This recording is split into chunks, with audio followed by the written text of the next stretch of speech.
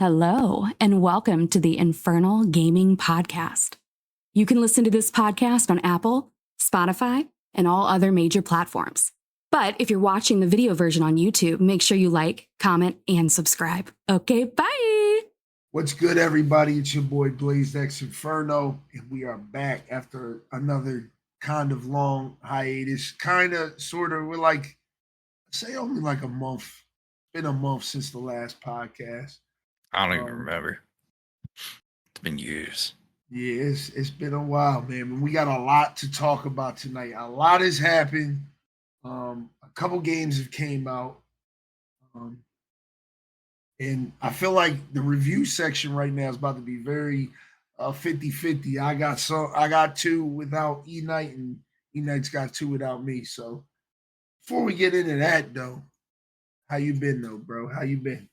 Been good. Just, playing some games, chilling, That's killing good, bro. That's good. Anything new besides, the games that we're going to talk about in the review section? Like, what else you been playing besides that? See, we went back and I actually just finished up AVP, the 2010 one. Yeah, I seen that. Yeah, it was a lot of fun. I actually didn't realize how well made that game was. Yeah. Like, for some in the 2010s, it's kind of like a testament because, like, a lot of people apparently played around the same time frame. So I had a lot of people going, "Oh shit, I remember this game, dude. I played the shit out." I was like, dude, I felt like it was such a niche game. Yeah, it was. It was the Colonial Marines game that really took off. You mean like nobody liked? Yeah. Yeah. In that sense, like people were really hyped for that game. Oh, I was too. Out and stuff like that. Yeah, I remember. I played it with dog water. Yeah. What else you been playing? Still on that Halo Infinite, man? Ninja Wolf. Of course. No, you still playing Halo? Of course. Is he trying to play? I'm doing it pretty much every Tuesday, sometimes Friday. I think he would like to play, man. I want to turn him into a Halo guy. He doesn't understand the hype. He doesn't understand. It's not even about the hype no more. It's just like kind of like a community. It's like all right. I seen this question around, and I on a post somewhere, and I'll ask it when it's relevant again. But it's like when we played Halo back in the day, it was a whole cultural shift, right? Yeah, it was a cultural event. So that's why a lot of us it's near and dear to our heart. But from like a gameplay aspect, it's kind of like evolved in a weird way from like your slower paced kind of tactical arena shooter to more of a more faster paced tactical-ish arena shooter. And I say tactical in the sense of like, if your positioning's bad, if you're jumping too much, like you get punished for it, right? Like that's how it always was. So like, I think a lot of people enjoy Halo because it is kind of casual, like easy to learn, but very high skill ceiling. Because there's a lot of aspects to the game where you can do stuff like ghost jumping in like the older games, or in Infinite you can do G sliding, which is like how like you do like a super fast slide off a jump or off a corner, and it's really good for getting into a new position relatively quickly. Like there's just a lot of aspects to the game that's really like fun to play. And there's also the wide variety of like custom games aspects and stuff like Forge and stuff like that. So it appeals to like a lot of people in different varieties of the community. Halo community is like not just like pro esports bro gamers, right? It's like you have your competitive aspects, you have the casual, you have the custom game type community, the forgers, the machinima boys that make machinimas that are still going strong to this day. Like it's all over the place. Like even like I've also noticed that a lot of people who you do Blender animations do play a lot of Halo. Like Halo Box Studios and Spylens definitely do Blender animations or Blender editing in their videos. And I was like, I was actually kind of surprised that a lot of people in the Halo community do a lot of animation work.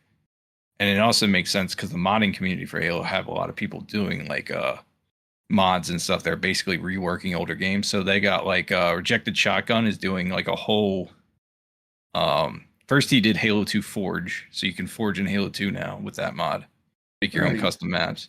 And now he's doing something with Halo 3 where he's adding like drivable scarabs. He's adding like kind of like his own Warzone mod to it. So he's working on that. And I think someone else redid Halo 4, but in like old school Bungie style era. So it doesn't look blurry and shitty. And like they redid the audio and everything. You know what I mean? Like it's just like there's just so many people in the Halo community that are just like it's just a bigger community than it appears, if that makes sense.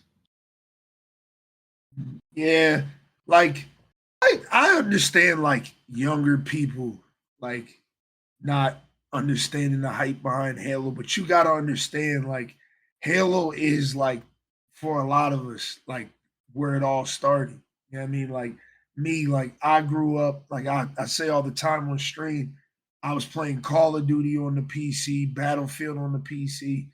But I finally got to play Halo. I think it was Halo 2 is out. And it was like that was just a different experience for me because again, most of my shooting game experience kind of came from like Medal of Honor on the GameCube, but that Yeah. was like literally it. Or So like when I old played PS2 Halo, games and shit. yeah, Yeah. Halo was something so different, and it felt like it just kind of pushed the FPS genre in a totally different direction than everything else that was out. You know what I mean? Because again, you Yeah. only had at one point Call of Duty, uh, and that was only on the PC. It was like Call of Constantine, you didn't Duty, get that. Yeah, Halo, and then like Battlefield. Battlefield. Yeah, There's a couple other games that were trying to be like I guess PlayStation side you got like Resistance or yeah. Warzone.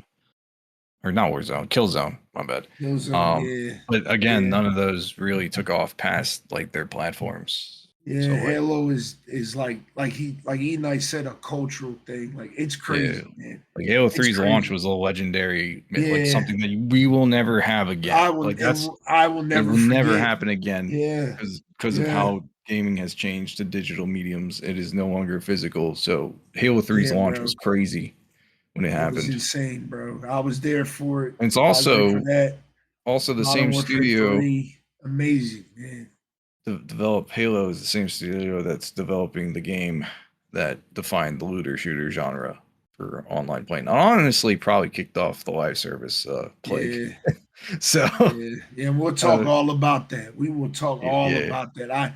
I got a good 45 minutes on that subject alone, baby. we both So of us do. I mean, because like, yeah, yeah, we got shared history with that shit. So, lock in, chat. Lock in. It's gonna be a long one, dog. yeah, Um, but that's what's up, man. I've been playing a lot of marathon, getting ready for the season 2 this week.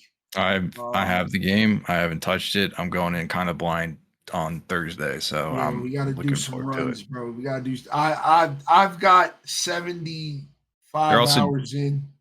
I don't know when you're releasing the podcast, but the first week of the season 2 to June 9th is a free week. It's for anybody Yeah, that's trying to try yeah, the game out for what it yeah, is now yeah. It compared to should what it come out. was. Should come out this Wednesday, so that is the 3rd. So yeah, you'll be able to play marathon for free for literally like a week when you hear Mm, this podcast. If you're hearing it, the day it comes out. yeah, You'll have 5 days, which is more than enough time to see if you really like it or not. And like we always say on this podcast, man, the only thing you got to waste is time. You know what I mean? pretty You don't much. waste Yeah, any money, it's free to play. I mean, the barrier of entry is the lowest it can be. Yeah, it's only 5 days, but I'm pretty sure they'll have a sale like the week they after. they had a That's usually how sale. they I start opted selling. at like 30. It might go down to 20 based on like what's going on. Right? If season Yeah, 2, we want to tie in? We'll save it for when we talk about the other stuff. right, But right, like, yeah, right. Yeah, I'm 'cause really it is all excited for this. connected.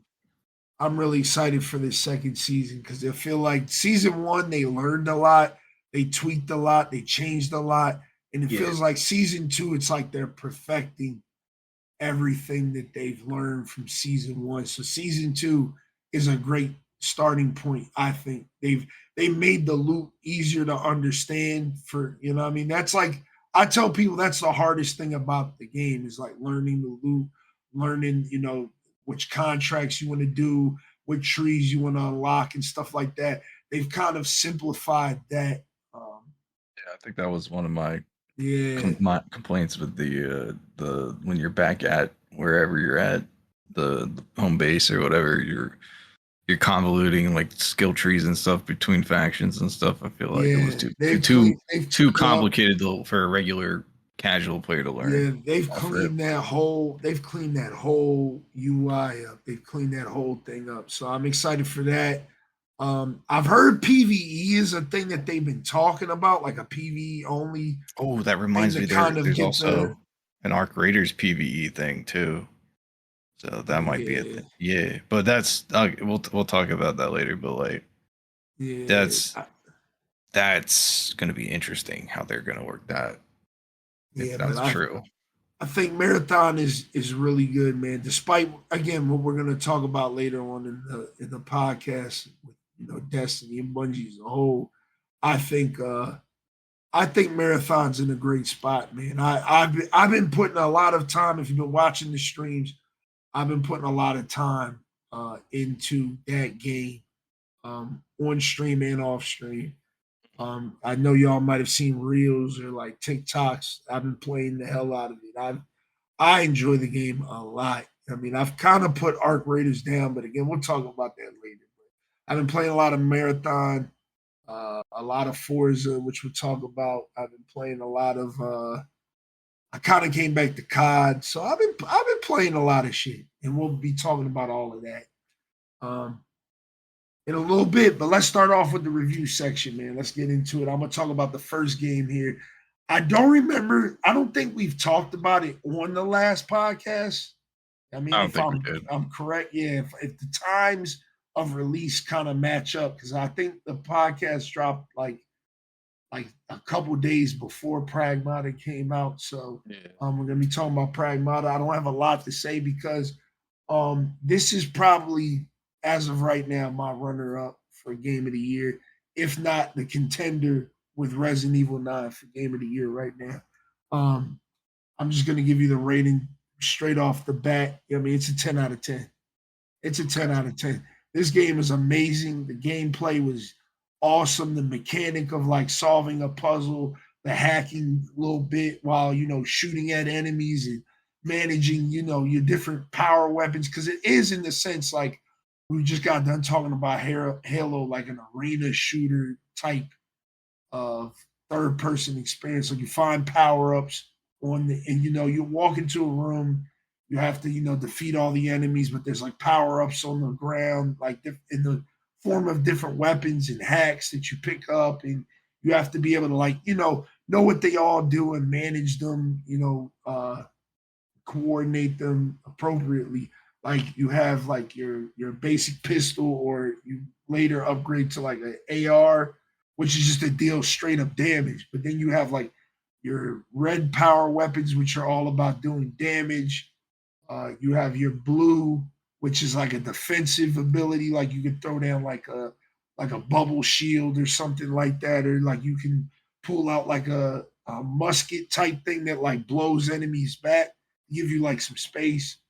And then you have your green, which those weapons are like traps and stuff like that. So it's like balancing all of that with the hacking within the game. So it kind of lets you pick and kind of figure out your play style. Yeah, for the most part. It's dope, bro. The game is so good, bro. It's so good, because it's on my list of games I want to play this year. Play it. The gameplay is it failed the wheel though. Yeah, the game plays a 10 out of 10. The story's a 10 out of 10. I beat it in about like 7 hours. So if you're one of those people that's like, I'm not paying $70 for like a short game, I would hold off. But if you don't care about that, because there's a lot of replayability in this, there's a bunch of things you can unlock post end game. You got a new game plus, you got a new difficulty. You've got all these like infinite abilities you can unlock by just beating the game. So there's a lot of replayability, and that's what Capcom does pretty well with all of their games. They're really good about that replayability. But yeah, I listen. We ain't got nothing else to talk about, but it literally almost dethroned Resident Evil 9 as Game of the Year. Really? I mean, I'm not gonna lie. The game is that good. Okay, all right. And as a Resident Evil fanboy, a stan, that says a lot right there. And apparently I'm not the only one with that sentiment. I saw it all over Twitter. That weekend that game came out and people got the beat, and it's like, yo, like this might beat Resident. Like Capcom cooked, and they're not done yet. They still got one more game now with Onimusha coming out. They just Oh dropped. yeah. They just dropped Pragmata and then Monster Hunter Stories 3, which apparently people loved. I just started playing the trial that one was version up this there. morning. People were comparing. I feel like a lot of people I saw were saying that it's almost as good as Digimon, the new Yeah, Digimon game that bro. came out. I've put 2 hours into the demo because you can play like literally up to like 10 hours of the demo. Oh, that's sick. You can get pretty far in that shit. So I've put like 2 hours in, and I like it a lot. So Capcom's been cooking. Yeah, I think this might be the year they get 4 straight 10 out of 10 games, dog. Because I think Resident Evil got really high collectively. Pragmata got pretty high collectively. So did Monster Hunter. I think Onimusha might get up there depending on what they do. I mean, with that game. But Capcom's cooking. Pragmata is a 10 out of 10. Absolutely will recommend it. Gets the Liddy Gang seal of approval, all that shit. Let's go. It's going to be a confusing year for me when we do the Game of the Year podcast for sure. I'm looking forward to it because we got a lot of good games, and we're still only halfway through the year. And I got a couple games I'm looking forward to because I saw that they announced Alien Fireteam Elite 2. Yeah, and I bro. thought that game was going to be not like that. I didn't even know they were going to do another one, considering how the first one kind of panned out. But apparently they're doing it, so I'm looking forward to that. You got that Impulse game that 1047 is allegedly well, not allegedly, but like work in the works on. We don't have much information on that yet, but it looks promising from the trailer that I saw they put out. Yeah, we got the Black Flag remake. Well, that's a remake, but that's almost like an entirely they apparently they did wasn't underwater stuff not really a thing in the original because they've it was in added certain that in there. sections. Yeah, now they put it like everywhere. So yeah, it's we also have Hell Let Loose Vietnam. Their beta just ended. I didn't get a chance to play it because I was busy, but the only thing that people seem to complain about was performance. So if it's anything like the original Hell Let Loose, then it should be a fun game to play for Milsim people. Yeah, bro, we got a lot of games. You got the Metal Gear Solid Master Collection Volume 2 again, remasters, but there's a lot of games coming out this year, man. There's a lot of games, dog. There's a lot of games coming out. Like people think it's just GTA. Like there's a lot this we got the Halo CE remake coming out probably around July. We'll find out probably tomorrow. I think tomorrow's the Xbox showcase. So it's either tomorrow or the 6th. I can't remember which. I can't remember either, but we might get State of Decay 3 this year too. I mean, I think that's gonna do phenomenally well. I'm definitely playing that because I loved I put maybe 20 hours in the State of Decay 2, but I loved it, bro. I loved it. I thought that game was amazing. And of course, we got, another game we'll talk about later on in the podcast, prior to wrap the podcast up. The GOAT is coming back. So, big year. Mm-hmm. But next on our review list, man, we got a game I didn't play. This is where Eknight takes the floor. We got Subnautica 2, man. Tell us about Subnautica 2, man. You want it? Do I want it? Want to play it? Yeah. I low key kind of want to because a lot of people ask me to play. Is it cross? To you on Steam? Is it cross play? I gotta look that up. Yeah. I gotta look it up. I don't think it is, but I gotta look it up because it's the story behind it is great. I love it. I love it so much. You gotta tell me. You gotta tell me, man. So no, it is cross play. Yeah, I want to play that. I want to play. Do you want on Steam? It don't matter to me. Shit right now, dog. Oh yeah, hell yeah, bro. Anything to stick it to fucking crafting, dog. I do not care. W co-host right here, man. Oh shit. W codes, man. Tell us about the game, though, bro. Tell me about it, because I do want to play it a lot. Did you play the original? I played a little bit of the first game. Remember, they gave it out for free on PlayStation 4 like years ago. So, I didn't play it till I got Steam, so I don't remember playing. Yeah, I played it. I played it on the PS4. And I got pretty far in it, but I didn't really play too much of it. I probably played like 10.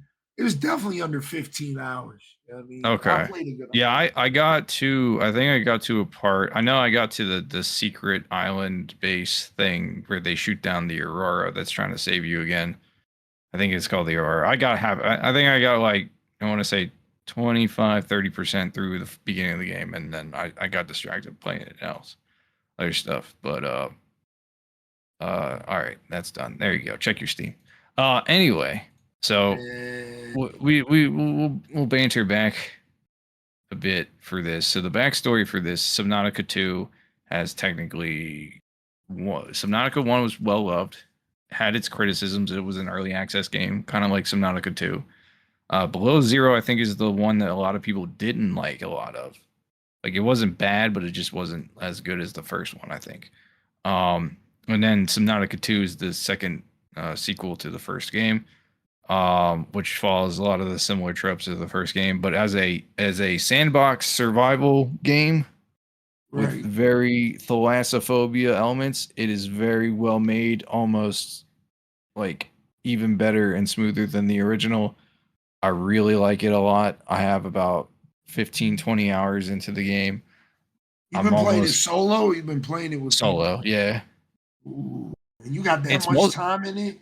It is multiplayer. It's 4 players. It is. Co-op, a couple of my buddies are trying to play it, so I want to try and get it. That's dope. That's fire, dog. That's really fire.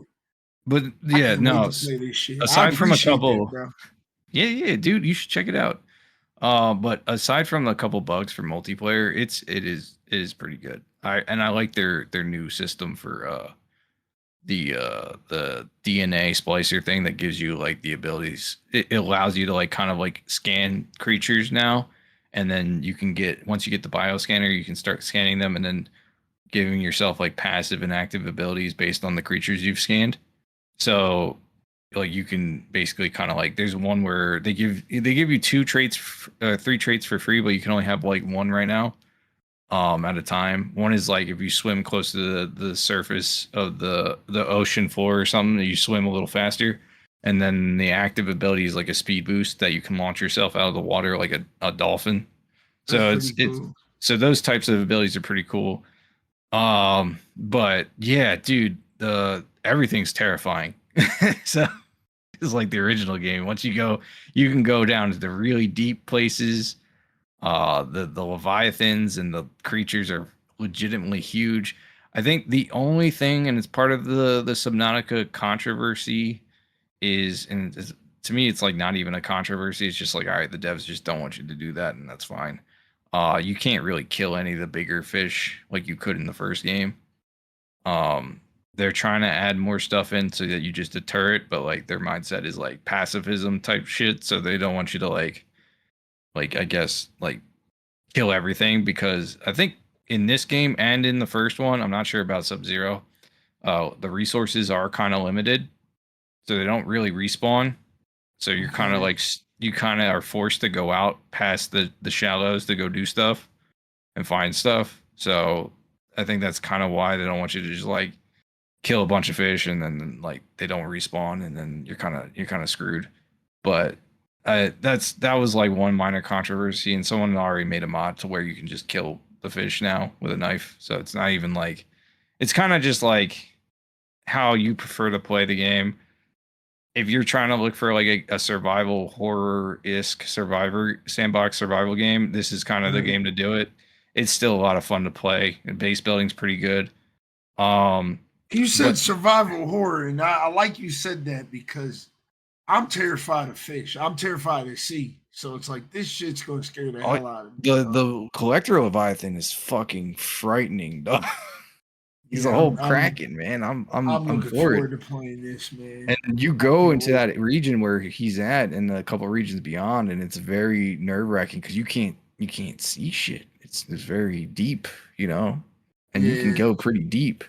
There's also the out of boundaries early access areas are funny because they have the I think they're called the Shimmer or Shatter Leviathans, and they're just like the ghost Leviathans in the original game. When you go out into the void, they just come and chase you down and kill you. It's the same thing, but it's a different type of fish. So it's pretty cool. But yeah, overall for $20-$30, it's a solid experience to play with friends and just do stuff. I can't wait till they add more stuff to the game. It is early access, which is the only downside. It's not like a completed release, but I really enjoy it. And I really enjoyed the backstory behind it because Krafton, I think we talked about this on the pod before. Krafton, their publisher, tried to screw them out of their deal. The original arrangement was like if Subnautica does really well in like a certain time frame, they would get a $250 million bonus. And I think the publisher didn't realize how popular Subnautica was. So when Subnautica 2 was like greenlit for wishlisting on Steam, I guess they saw how popular it was and realized that they would end up having to pay out that bonus based on the revenue they would earn. So yeah, Krafton tried to get out of that using AI, like a Google AI or ChatGPT or whatever. Basically, the CEO was trying to like kind of like screw them over. So he tried to fire the top devs from Other Worlds, I think is the name of the studio. Basically, they fought back with court proceedings and won because it was illegitimate and he broke contract. And then the judge extended the time period they had for the original contract to 2026. So when they finally came out of early access, and a lot of people knew about the Krafton story, and especially a lot of people who just were learning about it. I've seen a lot of people talking about it around launch. It drummed up extra hype, and it was like, hey, you guys like Subnautica? Cool. You can buy the game and then also fuck over a greedy publisher at the same time.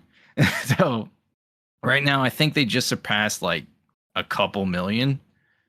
Like they've sold so many games. So now people are estimating that Krafton now has to earn. They have basically Subnautica 2 has to like earn for Krafton to actually make money off of this. They have to sell like a shit ton more before they can start making money. Because I think the arrangement was like they for each unit they sell, they get like a certain amount of money off of it, and if they reach a certain threshold of revenue, that just pays out to the people of the studio, which is going to be shared amongst everyone. So they made if everything goes according to how it's supposed to, and the CEO doesn't try to weasel out of it again, the people over at Outer Worlds, or not Outer Worlds, I forget the name of the studio, but the people who made Subnautica are going to be very, very, very wealthy for a while. That's good. So, that's good to hear. I like to hear that. That's a good story, bro. That's a good story. I don't mind gifting you the game. I don't mind gifting you the game if it's gonna help fuck over a greedy CEO. I'm not gonna lie. It's one of a rare gaming W for a change. Yeah, I'm definitely gonna play that literally right after this podcast. I've already downloaded it. Yeah, dude, it's a lot of fun. I like it a lot. Yeah. But yeah, I highly recommend if you aren't afraid of the ocean and enjoy survival with some horror elements, like not like, well, I guess it depends on how they take the story, but not like a traditional spooky scary monster, but just like big fish horror type game. Check it out. I got a squid room actually. There's a bunch of these water squids you use for water. I just been collecting them, put them in a room. It's pretty funny. But yeah, I would get the game. And if you're afraid of the game or you're afraid of water and oceans, gift it to somebody, somebody that would play the game. Yeah, I might have to pay this one forward, man. I ain't gonna lie. I would definitely pay it forward, man. Give it to someone that wants to play the game and just doesn't have the money at the time. Do it. Yeah, I got a few friends that got it too. That's crazy. I didn't know. Yeah. Okay, all right. And then you gave your rating? Well, it's early access, but my initial impressions are very positive. So I recommend you get in when you want to get in.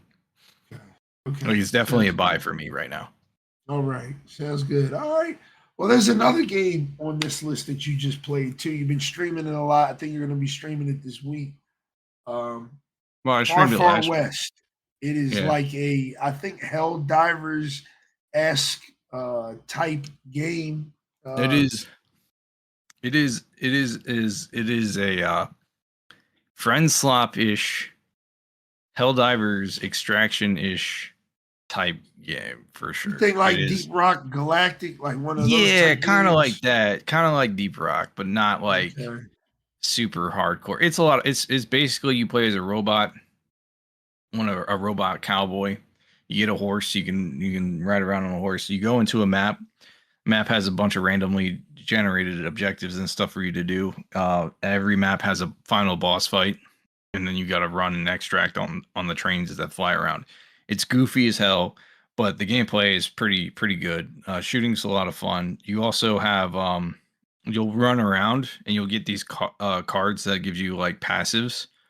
They're called jokers, and you can unlock more back at like the base, or you can find more, and it'll let you like buy the ones that you find and stuff like that. But you get these. They give you random buffs and not random, but like specific buffs and stuff that can like augment your playstyle for each run. So it's kind of like got a roguelite element to it too. So like not every run is going to be the same. You got abilities like I guess spells you can call them that combo with each other too. So you have like fire spells, electrical spells, uh acid spells. You have the voodoo spell tree, which is like support and healing type stuff. And then you have the minion skill tree, which is where you like conjure a cactus that like does like it's either like a landmine or a turret or like a dude that just runs up, beats people up. They have like a cactus that's like the COD Zombies distraction monkey thing. Where you throw that out and Mm. all the enemies go after that. But it's also like a horde shooter too. So like you got a lot of different types of elements and it just works. It's a lot of fun. Like a lot of fun with a lot of, with your friends. The harder difficulties are very chaotic, but I was just showing you earlier that I broke the game because there's like cards that lower your gravity and stuff, and then some of the electrical abilities let you like jump higher and stuff like that. So basically, just like I got a bunch of jokers, reduced all my cooldowns to like nothing, and then like had like zero gravity, and I was like flying across the map like an Apache TAC helicopter. It was actually kind of hilarious. But That's dope. it's not a super hard game. It's not a grindy game either. Like there is like a progression system to it. Like you have your overall character that has like 20 levels. They can put points and attributes, and then once you hit max rank, you can prestige and get more points and attributes and stuff, and basically do the grind all over again. Spells, you just kind of have to level up to unlock them. Spells combo with each other, so like you can throw down an acid pool and then throw down a fire attack, and then sometimes you'll get like a fire tornado or like an explosion and stuff like that. And then there's a bunch of like quirky stuff on the map that you can do, like little hidden side quests. There's also like uh the what's it called? There's like random gimmicks on each map. Like the desert map has these weird sinkholes that you jump down and like pop out on the other side of the map. The fucking the mountain map has like snowmen you can roll around and ice and stuff. You slide around. There's a train that rides around on some of the maps. It's just a bunch of it's a hodgepodge of things. So like it's very hard to define because it's kind of like unique in its own experience. But Right. I'd highly recommend it. Like it's fairly cheap. I think it's like $20. And yeah, you just jump in, you play, and you just go from each area to unlock like each area. There's different types of maps, and each maps have like unique bosses and stuff on them. And they have a bunch of cool guns that you can get too inside weapons. Like there's like sheriff ninja stars. There's these dual pistols you can get that explode when you reload them, kind of like Borderlands. You got miniguns, sniper rifles. I have a bow and arrow I can use. That's pretty cool. And they all have their own like perk tree things that they can unlock once you get them to max rank. So I think one of the bow ones is like if you charge it up, it shoots like a concentrated blast based on the element that is attached on it. So yeah, I'd recommend if you're just looking for something that's like a bit different but not like super sweaty type shit. Okay, all right. I like that, man. I like that. Yeah, I watched you play, and I was like, "This is cool," but like, Mm-hmm. I don't think I would see myself like playing it. You know what I mean? I only see Mm-hmm. myself playing it like long term, but it looked fun. It looked fun. It's definitely a game I would play more with friends than I would by myself for sure. Yeah, yeah. What would you rate it? Is it an early That's access or? technically it's full launch, but they're adding more. No, I think it is early access. So it is like it feels like a completed experience with what they got now, but they're adding more content. So I would say right now, um, I'd probably give it a solid 8. Like it's definitely a buy if you're playing with friends. Solo experience is gonna be like it takes you longer to do the missions. So I can't exactly highly recommend it if you just don't have anybody to play with. I would definitely play with at least one other person. Okay, all right. I like that, bro. I like that. I like that. All right. Yeah, And maybe yes, there maybe if is. it comes down in price, I might pick it up for the low ski. I mean, I think it's already cheap. Like it was like $20 when I got it. So let me look. Okay. Yeah, it's $20, 19.99. Yeah, that's not bad at all. That's yeah, it's super cheap, and I think it is. Yeah, it's early access. So yeah, I would cop it if you plan to play with friends. And yeah, solo experience is just kind of a slog because you're doing everything by yourself, and some of the objectives are definitely made with other people in mind. So Right. that's like the only like kind of caveat with this type of game. So yeah, yeah. Okay, all right. Mm-hmm, Ooh. mm-hmm. All right, man. So we got one more review to do. And to be honest, this review is gonna be like you guys got to take this review with uh, a lot of salt, not just a grain of salt, a lot of salt, man. Because I don't really come from this genre. This is the first racing game I've played since legitimately probably like 2014, and then before that on the PS2. So the game I'm talking about is Forza Horizon 6. It just launched like I believe 2 weeks ago or a week ago. I think it was like the Yeah, it's 20 recently. yeah 27th or something like that of They got a warthog in that game and a yeah, Gundam. bro. Yeah, bro. They got both of those, and I've drove the Warthog and I've raced the Gundam. I mean, pretty dope experience. Forza Horizon 6 is the new open world driving simulator game from the Forza series. It was an Xbox only exclusive for a very long time until most recently Horizon 5 came to the PS5. This game is not on the PS5 yet. It's supposed to be coming sometime in fall. Um, I kind of want to say I want to take a point off just for that because that's been causing some issues because there's a What's an lot of my PS5 Xbox friends. game, Yeah, right? but there's a lot of my PS5 friends that really want to play this game and they Oh, can't okay. right now because it's not on PS5 yet. So they just been watching me stream it, and I love the game, dog. I love it. I just be having fun just driving around, like not even doing uh like races and stuff. I just be Just kind driving of like around. GTA driving when you get Yeah, going bro. and just Yeah, drive around in a circle, just going, bro. just going fast. The map is huge, bro. You're in Japan for this game, which just makes the scenery so much more Oh, that's why beautiful. they You got got the Gundam. Okay. yeah, bro. They got mountain ranges. They got snowy areas. A bunch of like dirt races and dirt areas where you're driving through like cherry blossoms and the woods and stuff. They got like they call it Tokyo City. I mean, like that's like their version of just regular Tokyo and stuff like that.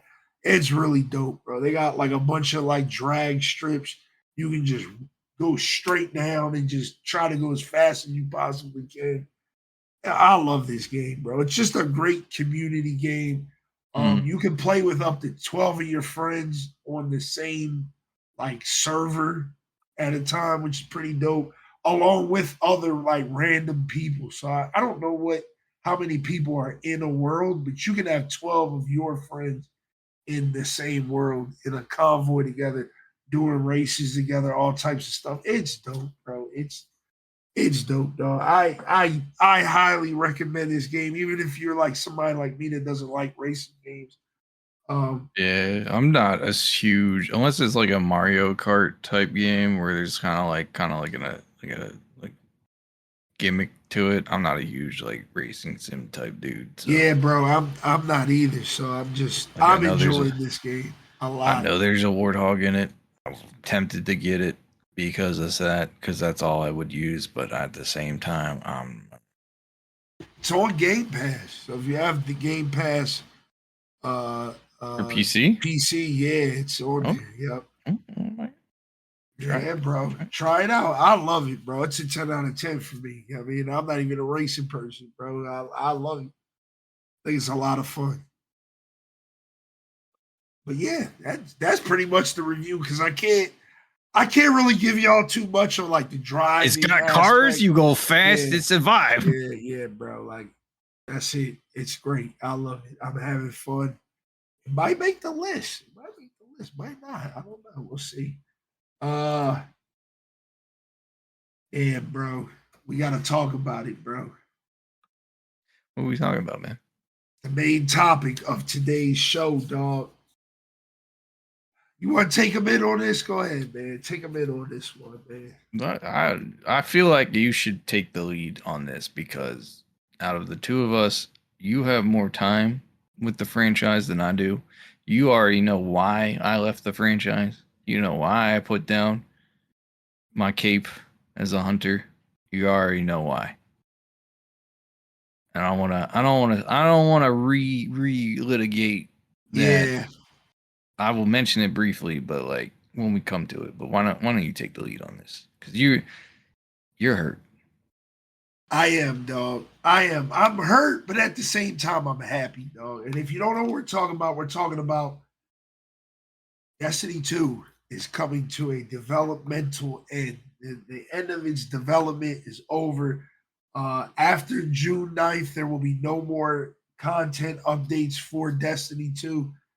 It will remain up. You'll be able to still play it. Just like Destiny 1. You can still play Destiny 1, but Actually, yeah, people thought this was gonna be a forever game, but it's coming to an end in just a couple days. That. A lot of people from D2 are going to D1 from what I was hearing. Yeah, so. I heard. How do you feel, man? I don't know. As a long term Destiny 1 and 2 player, I don't know where to start, bro. How many characters did you have? How many times did you remake characters? How much money did you spend collectively? A lot of money. How many seasonal battle passes, Eververse, Dust? How many raids did you do? How many people did you connect with? Like how many friends are going to be tossed? Will you be playing Warframe? Bro, I did download Warframe. I did download it, bro. Bro, I'm gonna keep it real with y'all, dog. I talk about this game all the time on the podcast. I think we always, for some reason, have a conversation around Destiny, and I know there's been a bunch of times that I've said like, "Yo, me and Coyote, I'm gonna have to bring my boy Coyote on and do like a big Destiny podcast," because I think Destiny is it's kind of like. And I'm kind of going crazy when I say this, but I'm gonna explain it more in detail as the conversation unfolds. But like Destiny is like the Prince, like of gaming, in a sense of like the genre that it is. It's like if Michael Jackson is like fucking Grand Theft Auto. Like I really think Destiny's like Prince. It is up there, dog. Like it is a game that I think like. Is just a cultural representation of like the gaming landscape for like literally the past 12 years. You know what I mean? Mm-hmm. Like I think it just like kind of like a Halo or like a Call of Duty. It is one of those games that have just kind of defined a genre. That is kind of like where I was going with earlier. I saw someone post a video of like which is bigger, like Halo or Destiny. considering they came from the same studio. So like, which do you Destiny, feel is big? It's crazy. It's crazy, but I really think it's Destiny because I think I think like in terms of like reoccurring player base, right. like maybe Destiny, but at the same time, I'm biased here, right? I I'm think Halo biased had too. they I'm both had a biased too. huge impact on the gaming industry, right? Because Halo had like a defining genre. Like Halo was basically like, It had a yeah, you time, dog. It had it a wasn't just time. a cultural thing, like finish Yeah. the fight and everything like that. It was also like how it set the standard of what a FPS shooter could Multiplayer be. shooter, yes, Yeah, dog. It had a that time, bro. That shit it had was a there. time. It was like, yo, you could make your own maps. We have your own file share. We have all these types of things, theater mode, all that stuff. A lot of things I was hoping Destiny 1 and 2 would have, but they didn't really transfer, you know what I mean? Because it's a Yeah, different type of shooter, different type of genre, looter shooter type shit. right. But I personally, I think Halo was a bigger, like overall, you know what I mean? Like not so much now because of just recency type shit, just because Halo's been in kind of like a downward spiral for a long time, but not Right. to the point where I'm like, I think like I could walk up to a stranger on the street and be like, yo, you play Halo? And they're like, oh yeah, I played Halo. You know what I mean? And I think you could say the same for Destiny as well. But I feel like Right. amongst the most amount of people, I feel like people would probably more recognize Halo than Destiny. But it's one of those things where I just thought that was interesting because when I read the comments on that guy's and I think he was a Destiny gamer too. I read the comments, and a lot of people were saying Halo, so I was like, yeah, that's interesting because I was expecting a lot of people to say Destiny. You know what I mean? I think this span, like the crazy thing about both of those games is I think that Halo set the standard for the genre it was in, and Mm-hmm. Destiny did the same thing, like for the Yeah, looter shooter genre. Destiny set the standard for the MMO light A good live live service. service, to be Yeah, honest. Like we going like this conversation. I'm gonna trash Destiny a lot, but I want to get same. that out the way right now. I want to say like it is literally the standard of like a perfect live service game. I'm not gonna lie to you, dog. There's very few games, and every game I almost play right now is a live Destiny service game to a 1, I certain will extent. never regret defending, but I will be honest when I first defended D1 because I know there was a lot of criticism that you could give D1 on launch day, right? D1 I think was like setting the standard for the live service, and I think D2 was reinforcing that standard to a certain degree. But where I think that standard fell short was when they started deleting whole expansions. And that's when I like left. Like they killed Kate off, which I was super bummed about because that was my favorite character in the genre in the entire franchise. And then I was like, but I can kind of live with that. But then they were like, we're deleting your shit, and I'm like, this Yeah, this is a first. This is yeah, a bro. first because there's whole Yeah, MMOs out here that don't do yeah. that. So like, what are we Bro, that's talking what I'm about? What's saying. going on? There's a lot of shit I'm about to talk, but I gotta give praise to the one thing because I stand on it, bro. I stand on it. Like Eli said, there's a lot of shit they did wrong. But I think when like the point I was trying to get to why I picked Destiny over Halo is like for me, right? For me, Halo is a game that I don't ever want recreated, right? Like when Splitgate 2 came out and a big part of their marketing was like, oh, we're like a bunch of Titanfall, Halo Halo, bros. You know yeah, what I mean, that got together and stuff like I don't ever want Halo to be recreated ever again. yeah. I want Halo to be what it is, and I want one person to make Halo, and that is the people that are Yeah.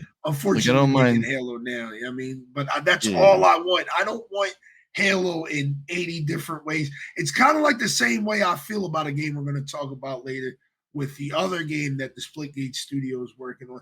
It's like there's a vibe with Halo I don't want recreated. You For can't I feel like me, you can't recreate it without like exactly. doing a one-to-one to some degree. It's very hard. And Because we're that's not why I talking say about it's the same thing with Destiny as well. So like Halo it's has the iconic same cat. thing, but it's not because I like the point I'm trying to get to is like Mhm. Destiny is like the standard of when I jump into any like live service looter shooter game. Think Borderlands. Like, Mhm. and it's crazy to say that because Borderlands came first. It literally came before Yeah, but that was Destiny. more of a co-op shooter game, Right. It right? They wasn't weren't like an focusing on the MMO. live service. It Yeah, wasn't. But now it has become that, like with it's Borderlands trying 4 and to. stuff. It's It's trying trying to. to. Yeah. It's trying to, but it's like, bro, like even when you play games like Warframe, Anthem, fucking what's the game that just closed down before Anthem that EA tried to do? Uh, Let's talk X Defiant. X. That's That's not a looter Ubisoft. shooter. Yeah, that's not a looter Uh, shooter though. I'm trying to think. There's a game that just Avengers. yeah, no, I didn't That play wasn't the that. same people, but Avengers.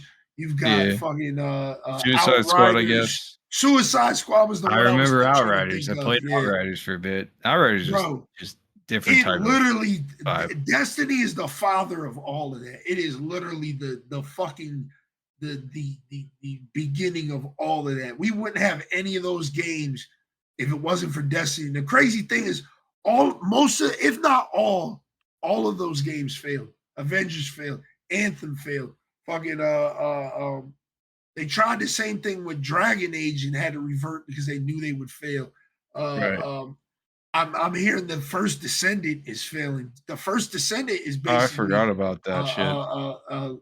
a third person version of Destiny. It leans more towards like Warframe, but even Warframe You know, is a spawn of, because I remember well, Warframe when hold it on. first came out. It was a Yeah, I was gonna totally say different that game. Yeah, Warframe came out a year before Destiny, so it did.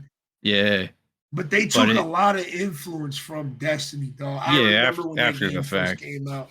Yeah, bro. Like I'm trying to tell y'all, Destiny is like Halo has always been Halo, and I think there's been people that have tried to recreate that, and it just a lot of people didn't care. People just want Halo because Halo does what it does very well. I've never wanted Halo to be.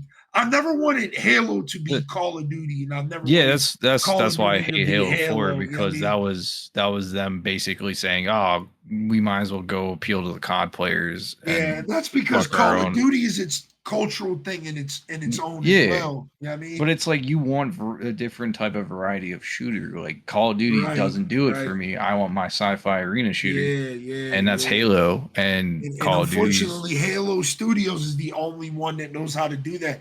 You can get 600 Call of Duty clones because There's like Call of three Duty studios. Yeah, is just the fucking blueprint, just like fucking like Destiny is the fucking blueprint. I'm trying to tell yeah. y'all, Destiny is the blueprint of what a good live service, a good planned game is. Like you could say in a sense, Arc Raiders is the spawn of Destiny. Tarkov. Marathon, their other game, is an extraction shooter, is a spawn of Destiny, dog. Yeah, and what they've been doing with the live service over there has been tremendous. You know what I mean? It's been great. It's been awesome because they know how to do it. They know how to do the perfect live service. Bungie could come out with a game and say, yeah, this game is going to last 10 years, and it will last 10 years because that's just how they are, bro. That's just how they are. Destiny as a whole, this is where we get the bashing it, should have died a long time ago. Destiny should have been done a long time ago. But if you want to be correct, they said they had 10 years. They said they had a 10-year plan. They 10 said years that 10-year marked plan with for Destiny Destiny 1. 1. Yeah. They They didn't only split it into two games because at the time they were owned by Activision, published yeah. by Activision. And Yeah, Activision apparently wanted them to do that. Activision wanted them yeah. to do that. Well, no, and I get that. Like part of the reason Bungie left Microsoft, they went on their own to make their own thing. No one's I'm not gonna fault the original Destiny 1 team or anybody that worked on Destiny 2. But it's like at a certain point from D1 to D2, I saw the signs of repeating certain mistakes, right? So like the faults with D1 was didn't really have a concrete storyline. It was kind of just whatever the fuck. It would just be like remember the speaker, the meme with the speaker was like, I know you have questions, but fuck you. Yeah. Go shoot shit. Yeah. like it was like we didn't even know what the speaker did. We didn't know what he did. We didn't know what and all the war was on like another website, right? And some of the things they fixed, like they added the Red War for Destiny 2. I'm like, oh yeah, an actual campaign with an actual story where I can actually talk to these characters that I want to know about. You know what I mean? They actually added that. I was like, that's a plus. But where they repeated in mistakes was like how they went about season pass expansions, um, vaulting content and stuff you've earned. So I think one of the most frustrating things as a former Destiny player was playing D2, coming back after not playing for a while, and then finding out that everything that I earned up until that point is gone, except for a few items, because they just got rid of those expansions, especially expansions that I paid for, which I was like, Yeah. eh? You know what I mean? And then there was also like kind of a neglect for like PvP versus PvE. PvE obviously got most of the love because a lot of the community is PvE based, but the PvP players constantly were like, yeah, we got Strand, it's overpowered, it's overtuned. Remember, Stasis was like basically broken. Stasis was ruined PvP. That's what Yeah, Stasis is what did it. That's when they didn't give a fuck. That's when they were just like, yeah, this is the new class. We wanted to be overpowered because we're trying to sell Beyond Light. yeah, Yeah, and a bro. lot of people apparently Yeah, didn't like bro. Beyond Light or some shit like that, I or didn't like whatever. Beyond Light. That was their thing, though. Their thing was like one Here's the expansion thing: good, the next one's ass. The you next you had expansion's good, you next got one's ass. I went back for Strand or not. Which was first? Stasis. Stasis was first, Stasis right? was first, Yeah, and I then went back for Strands with Stasis because I Lightfall. figured it would reignite that old, like obsession I had with D1 and kind of D2. D2 was like smoother in terms of like feel of gameplay, but like D1 had me hooked. Like day one, I Right. did Vault of Glass, got the Vex Mythic class first roll.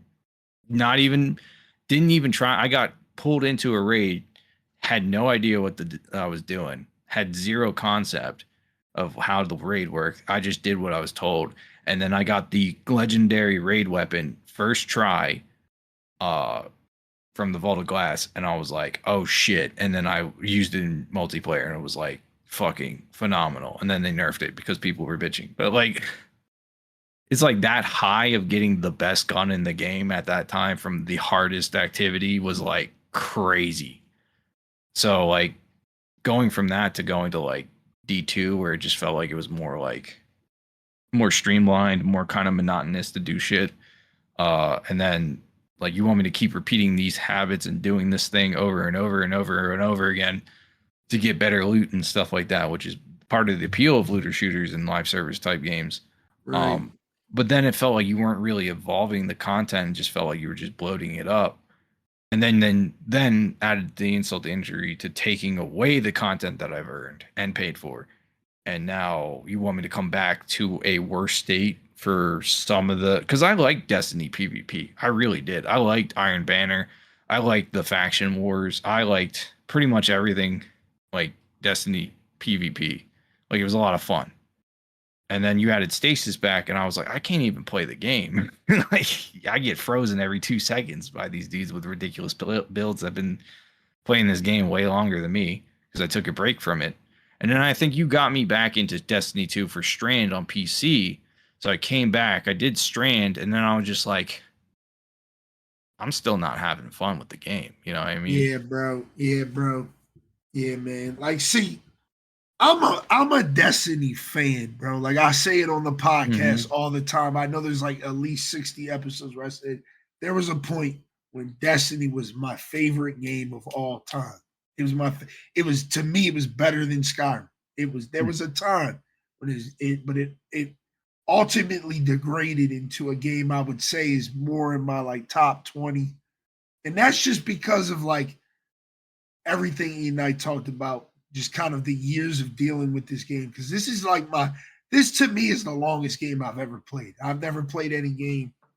If you want to say Destiny as a whole, I know it's split into 2 games, but essentially Destiny 2 is just an expansion to Destiny 1. It Yeah, literally it's a is. it's a it's a revamp, a repolish. Yeah, Like we added the extra ability, came to just a PC retuning. because the original wasn't on PC. I mean, a Yeah, lot of people forget that. I mean, like yeah.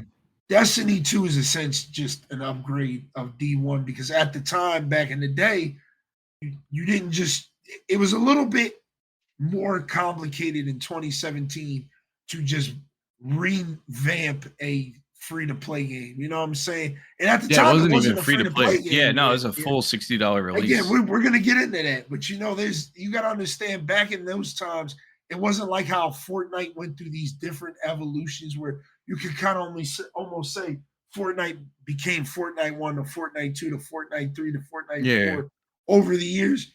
Back then, they had to kind of just give you a whole new thing. And then that's what they did.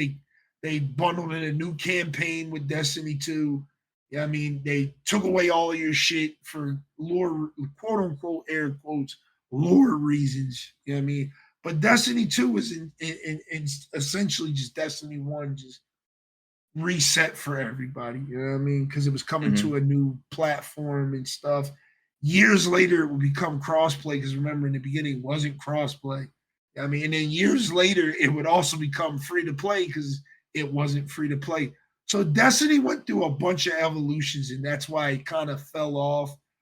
It became like lower in my favorite games of all time. So do you think the Sony acquisition was like probably the beginning of the end, or do you think it was like further back or further forward? Further back, bro. Okay.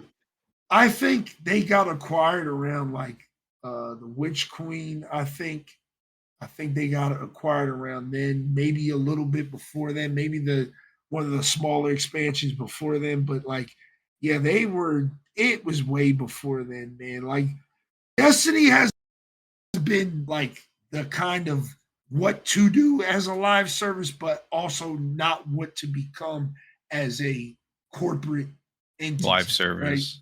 Right? Yeah. I mean, like, the live service is perfect, but what ruined the live service, and listen, I'm putting that on wax right now.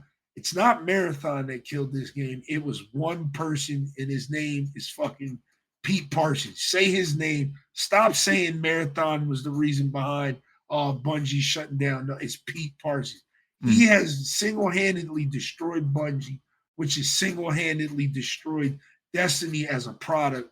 And probably destroyed Marathon as well, because I feel like Marathon probably would have been a different type of game. It should have been way more successful, but because of the current social climate of just the world, number one. Number two, again, Bungie and its mismanagement. And three, you can kind of blame Sony as well, because Sony kind of, I think Marathon is a game that Bungie wanted to make. I genuinely think this is a game they wanted to make.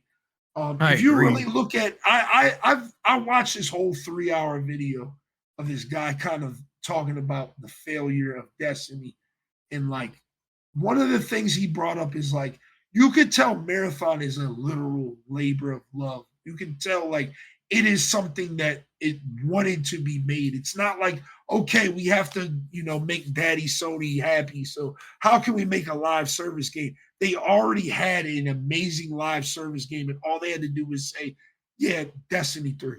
You know what I mean? Which is a whole nother conversation that we're going to talk about later down this long road, because like I said, lock it. I got a lot to say, dog. You know what I mean? I think Marathon is a thing that wanted to be what it is. I think that I agree with you, but I think Marathon was like released. It's first of all, when Marathon was first announced, you and me were kind of low-key excited for it, because I was excited for it, because I was like, oh, that's the franchise that I never played, that Bungie had before Halo, and there's a lot of Marathon references and even some of the bleeding of wars in the Halo universe. So it's like oh, it's okay. So are they going back to basics, like they're doing their own Halo type game? But then we get told it's an extraction shooter, and that's when I was kind of like, a new IP extraction shooter? Okay. Yeah, and at the time they announced that, I was deep in the DMZ, so I was already in this ecosystem where I wanted more of what I was playing. I wanted more extraction shooters. That's the funny thing about the trend chasing that a lot of larger studios and publishers do, is that when something comes out that is a success, like I guess Arc Raiders, you could say, or Tarkov, in a particular genre, then they start chasing the trends. But because dev time takes like 4 to 5 years, we don't get that shit till after we've already kind of consumed most of what we wanted. So like I think Arc Raiders is the only current extraction shooter that came out recently that is, I would arguably say, a financial success. And has a dedicated community around it, regardless of the issues they're having. But like the Marathon was like, I think first of all, it was supposed to come out before Arc Raiders. Then you have the misstep with the artist, which I think turned off a lot of people because it wasn't like killed the game. It killed the game. It really did, because shit like that does kill the game. It does, because like I watch a lot of Destiny lore videos back when I played, and I was still subbed to those channels, and then I started seeing I'm done with Bungie or Destiny, right? From these dedicated lore nerds for Destiny. And I'm like, what is it? Oh shit, they're really mad about this. Like actual people that support Bungie financially or make content around their one current game are like, yo, this is like, and you may look at it as like, oh, it's a couple decals, it's not really a big deal. It's a big deal because it's a multi-million-dollar franchise, and it's also a sign of Bungie's failings as a company and a studio, of like they're kind of in, because how are you going to release your best expansion, right? Final Shape, and then lay off like almost half your studio? How do you 300,000 motherfuckers on Steam playing Final Shape? That's just Steam. That's not even console, right? So like it's probably way better on console. How are you going to have a financial success expansion? Essentially the ending story to Destiny 2, and then the reward for all those devs that worked on that shit, you're getting axed. Yeah, bro. I can't, and it's like, what the fuck, right? Yeah, bro. And then after that, you do a promotional crossover with Star Wars, and it's like, bro, what? We already play your game because it's kind of like Star Wars, in a sense. We don't want. Why you got Star Wars in my pseudo Star Wars game? You know what I mean? Like it just felt like it was unnecessary. You know what's crazy? You know what's crazy about that though? You know what's like super crazy though? Because this is a take I was talking to about with I think it was Goondar. I was talking to him about it. I was like, even when they did the collabs that they did, because they did a lot of collabs. I don't know if a lot of people remember like the collabs that they did. They did Mass Effect. I mean, they did the Star Wars too. Those are the two big ones I know right off the bat. Yeah. I know they did more than that, but I know those two fit really good within the world of Destiny. So it's like even when they did collabs good, because but it's look at all these other look at all these other live service games. You got Apex bringing Gundams to it. You got Call of Duty bringing. I was disappointed by that. I'm not gonna lie. Yeah, I mean it's like all right. Call of Duty's trying to be Fortnite, and Fortnite's like the king of collab content right now. Yeah, but it's gaming. Like Destiny did it so well. It's like again. It's another homage to how well they did a live service game. It's also for me, it's like more of like the lore behind it is like, I don't know if it would fit in the Destiny universe. Like the vibe.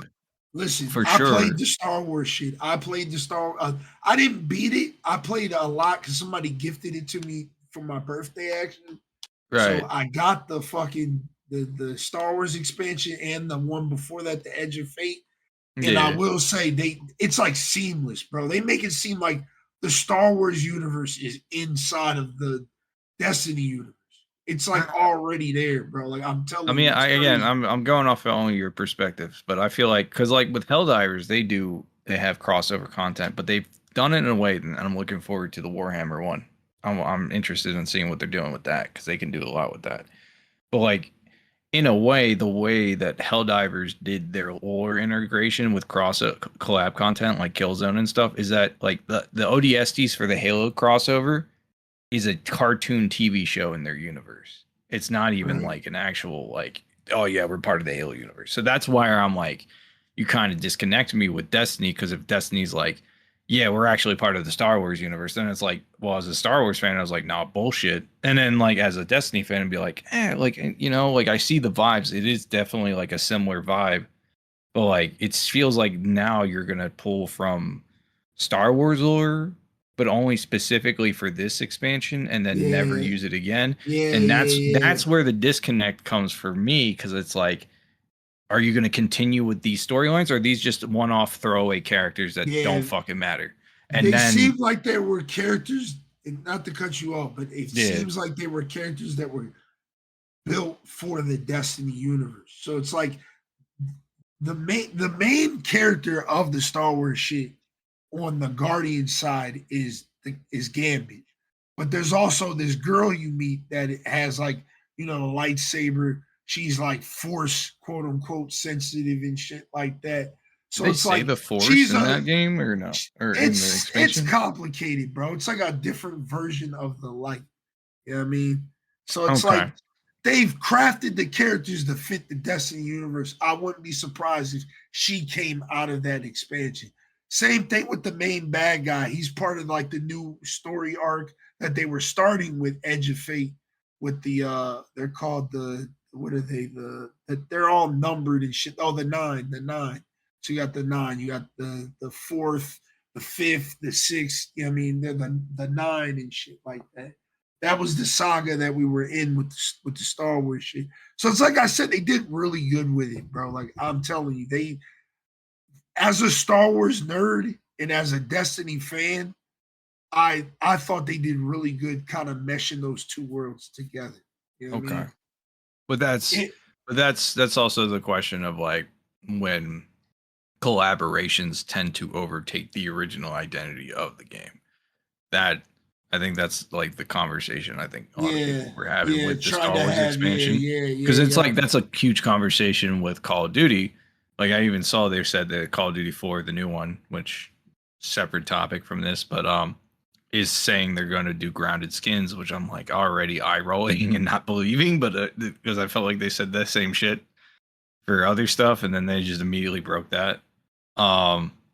But that's what I'm saying. Like you don't want to too many collabs because it will kind of break the immersion of the game, break the appeal of the game. That's why a lot of people like got upset Battlefield for having a blue skin, like a blue camo skin, like not even Yeah, like anything yeah, crazy. bro. Yeah, It was bro. just blue, and I was like, "Why are you mad about this? This is actual, legit, actual camo. Like, Yeah, bro. what's the problem?" So, Yeah, I think man. when it comes with like collaboration content, I think it just the devs need to kind of tread carefully that so that their Yeah. original identity doesn't get overtaken by what they're trying to collaborate. Right. With Destiny, it's kind of like a smaller instance compared to like a lot of these other games where they kind of lose their identity with it. I feel Yeah. like Destiny was kind of this thing where it kind of tried to stay within the realm of its own identity. Yeah, Um, but I felt like it may have gone down. They may have been treading down the route for extra revenue. maybe we don't know, bro. We don't We know won't know. because I We mean won't it know because sucks, but like it's over now. going back to the bigger conversation, right? Like Right. Destiny is just this thing to me where I feel like every looter shooter I've played after it, I've been trying to get the same vibe I got from Destiny from it. When I played the first Descendant, I was trying to get Destiny from it. When I Oh, played dude, I got Anthem, so I many wanted to get Destiny from it. You know what I mean? Like Destiny vibes. Yo, Anthem is one that I feel like should have it survived should and have probably survived. it. We talked about it. We talked I about liked that. Anthem. I just didn't like the story, how they did the story structure. That was the only thing They bad about Anthem and the that lack of that and they content. failed. Yeah, they exactly they failed as a They live released service one game. new event, one Yeah, new activity, and that was it. bro. One thing Nothing. about Destiny 2 is for the people who play it, they're gonna play it every week, and that's a perfect Yeah, live service. weekly You've gotten people D1, D2, in, weekly yeah, bro, nightfalls, everything. There's community. The way they built community based activities was very strong. bro. Like I We was were in that watching, ecosystem. We used dude, to dude. every week Hold run up, the hold up, raids hold up, hold up. with our clan, bro. Yeah, no, I remember. I remember. I was, bro. I remember D1. I was Blade Dancer. I was the combat medic. I would resurrect you guys during the nightfall because we were getting our asses kicked by like one witch. Like Yeah, this game was definitely designed around community based stuff. But like I think I was watching recently before they announced it when Marathon came out that like someone was like, "Hell, I'm trying to find a game raid guild looking for games and stuff like that." And it's the first time I've ever been having issues finding a game in matchmaking. And I was like, "Damn." Because to me, Destiny's just one of those games, regardless of how I felt about it, was just going to be around. You know what I mean? Kind of like WoW. Like it's always there in some form or fashion. It's always just there. and now they're just doing away with it. Just kind of makes me think that they're like, not that they're done with it, but like everyone wants a Destiny 3. Like they're signing petitions for a Destiny 3. There's 300,000 people signed a petition for a D3. And then the fact that's not even remotely a possibility because Sony basically shot down every Destiny project. We don't know that though. No, we do know that. Like they we leaked don't it. know that. Nah, we don't know that though. We don't know that, bro. I seen that a lot of that shit was fake, bro. We But don't nah, know what's that, the sources coming from? It was reported by Paul Tassi, who's a huge Destiny bro Yeah, and has his own sources. right. But he's But also like that other guy from what's his name? But it was, Kotaku. that's what I'm saying. People Yeah. saying it's Sony. People kept saying it's Sony. It's Pete Parsons, bro.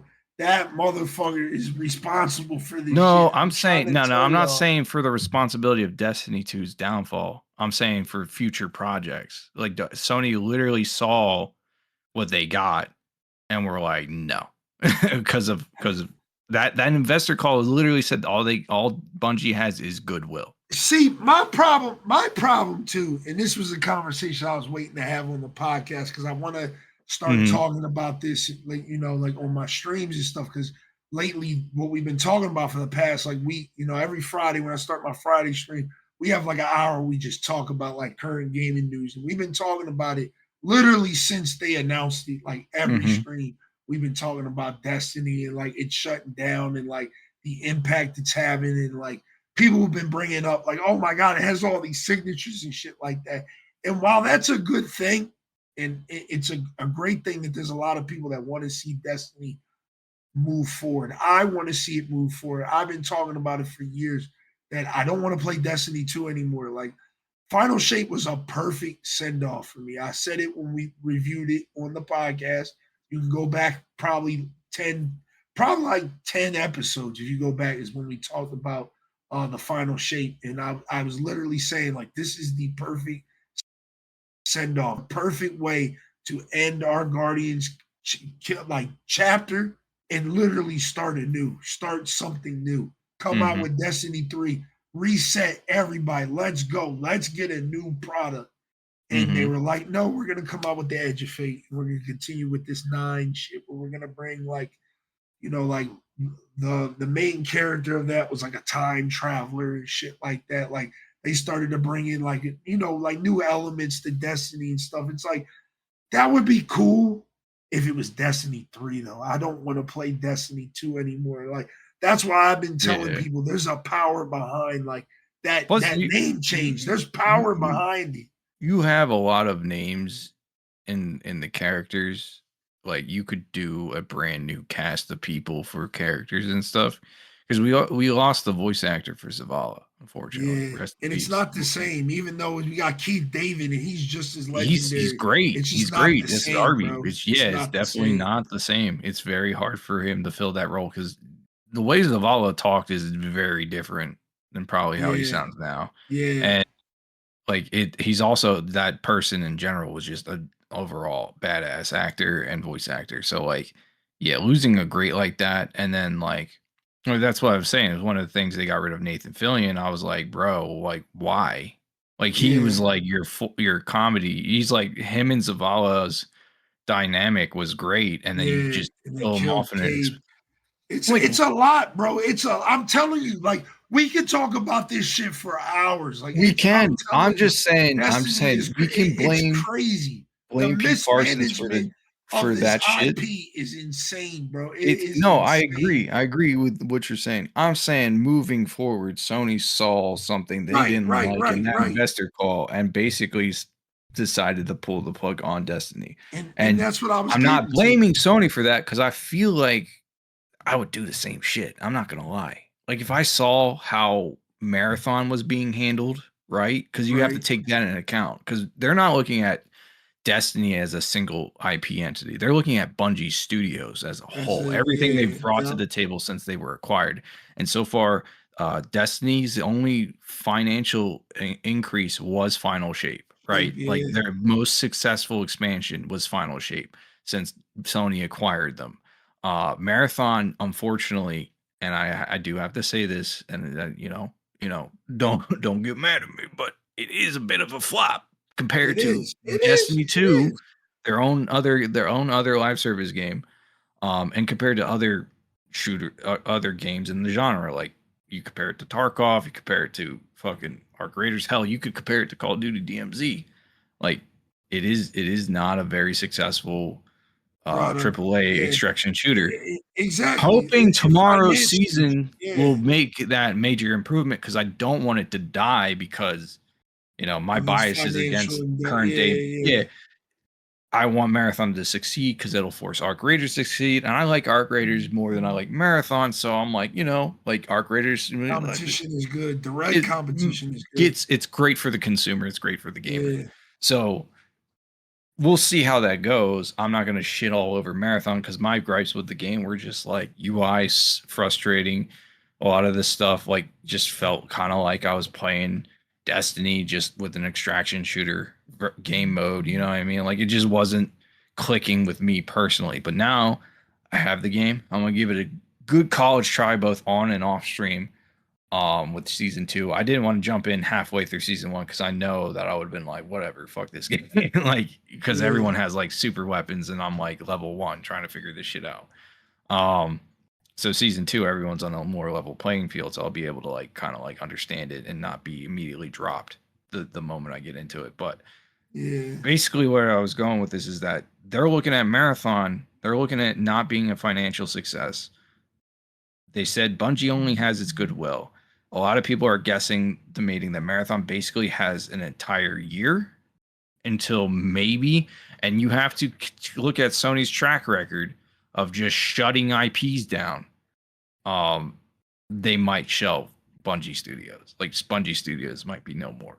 Yeah, well, that was what I was trying to get to. Like I said, like, I agree with everything you said. I think Marathon was a financial flop.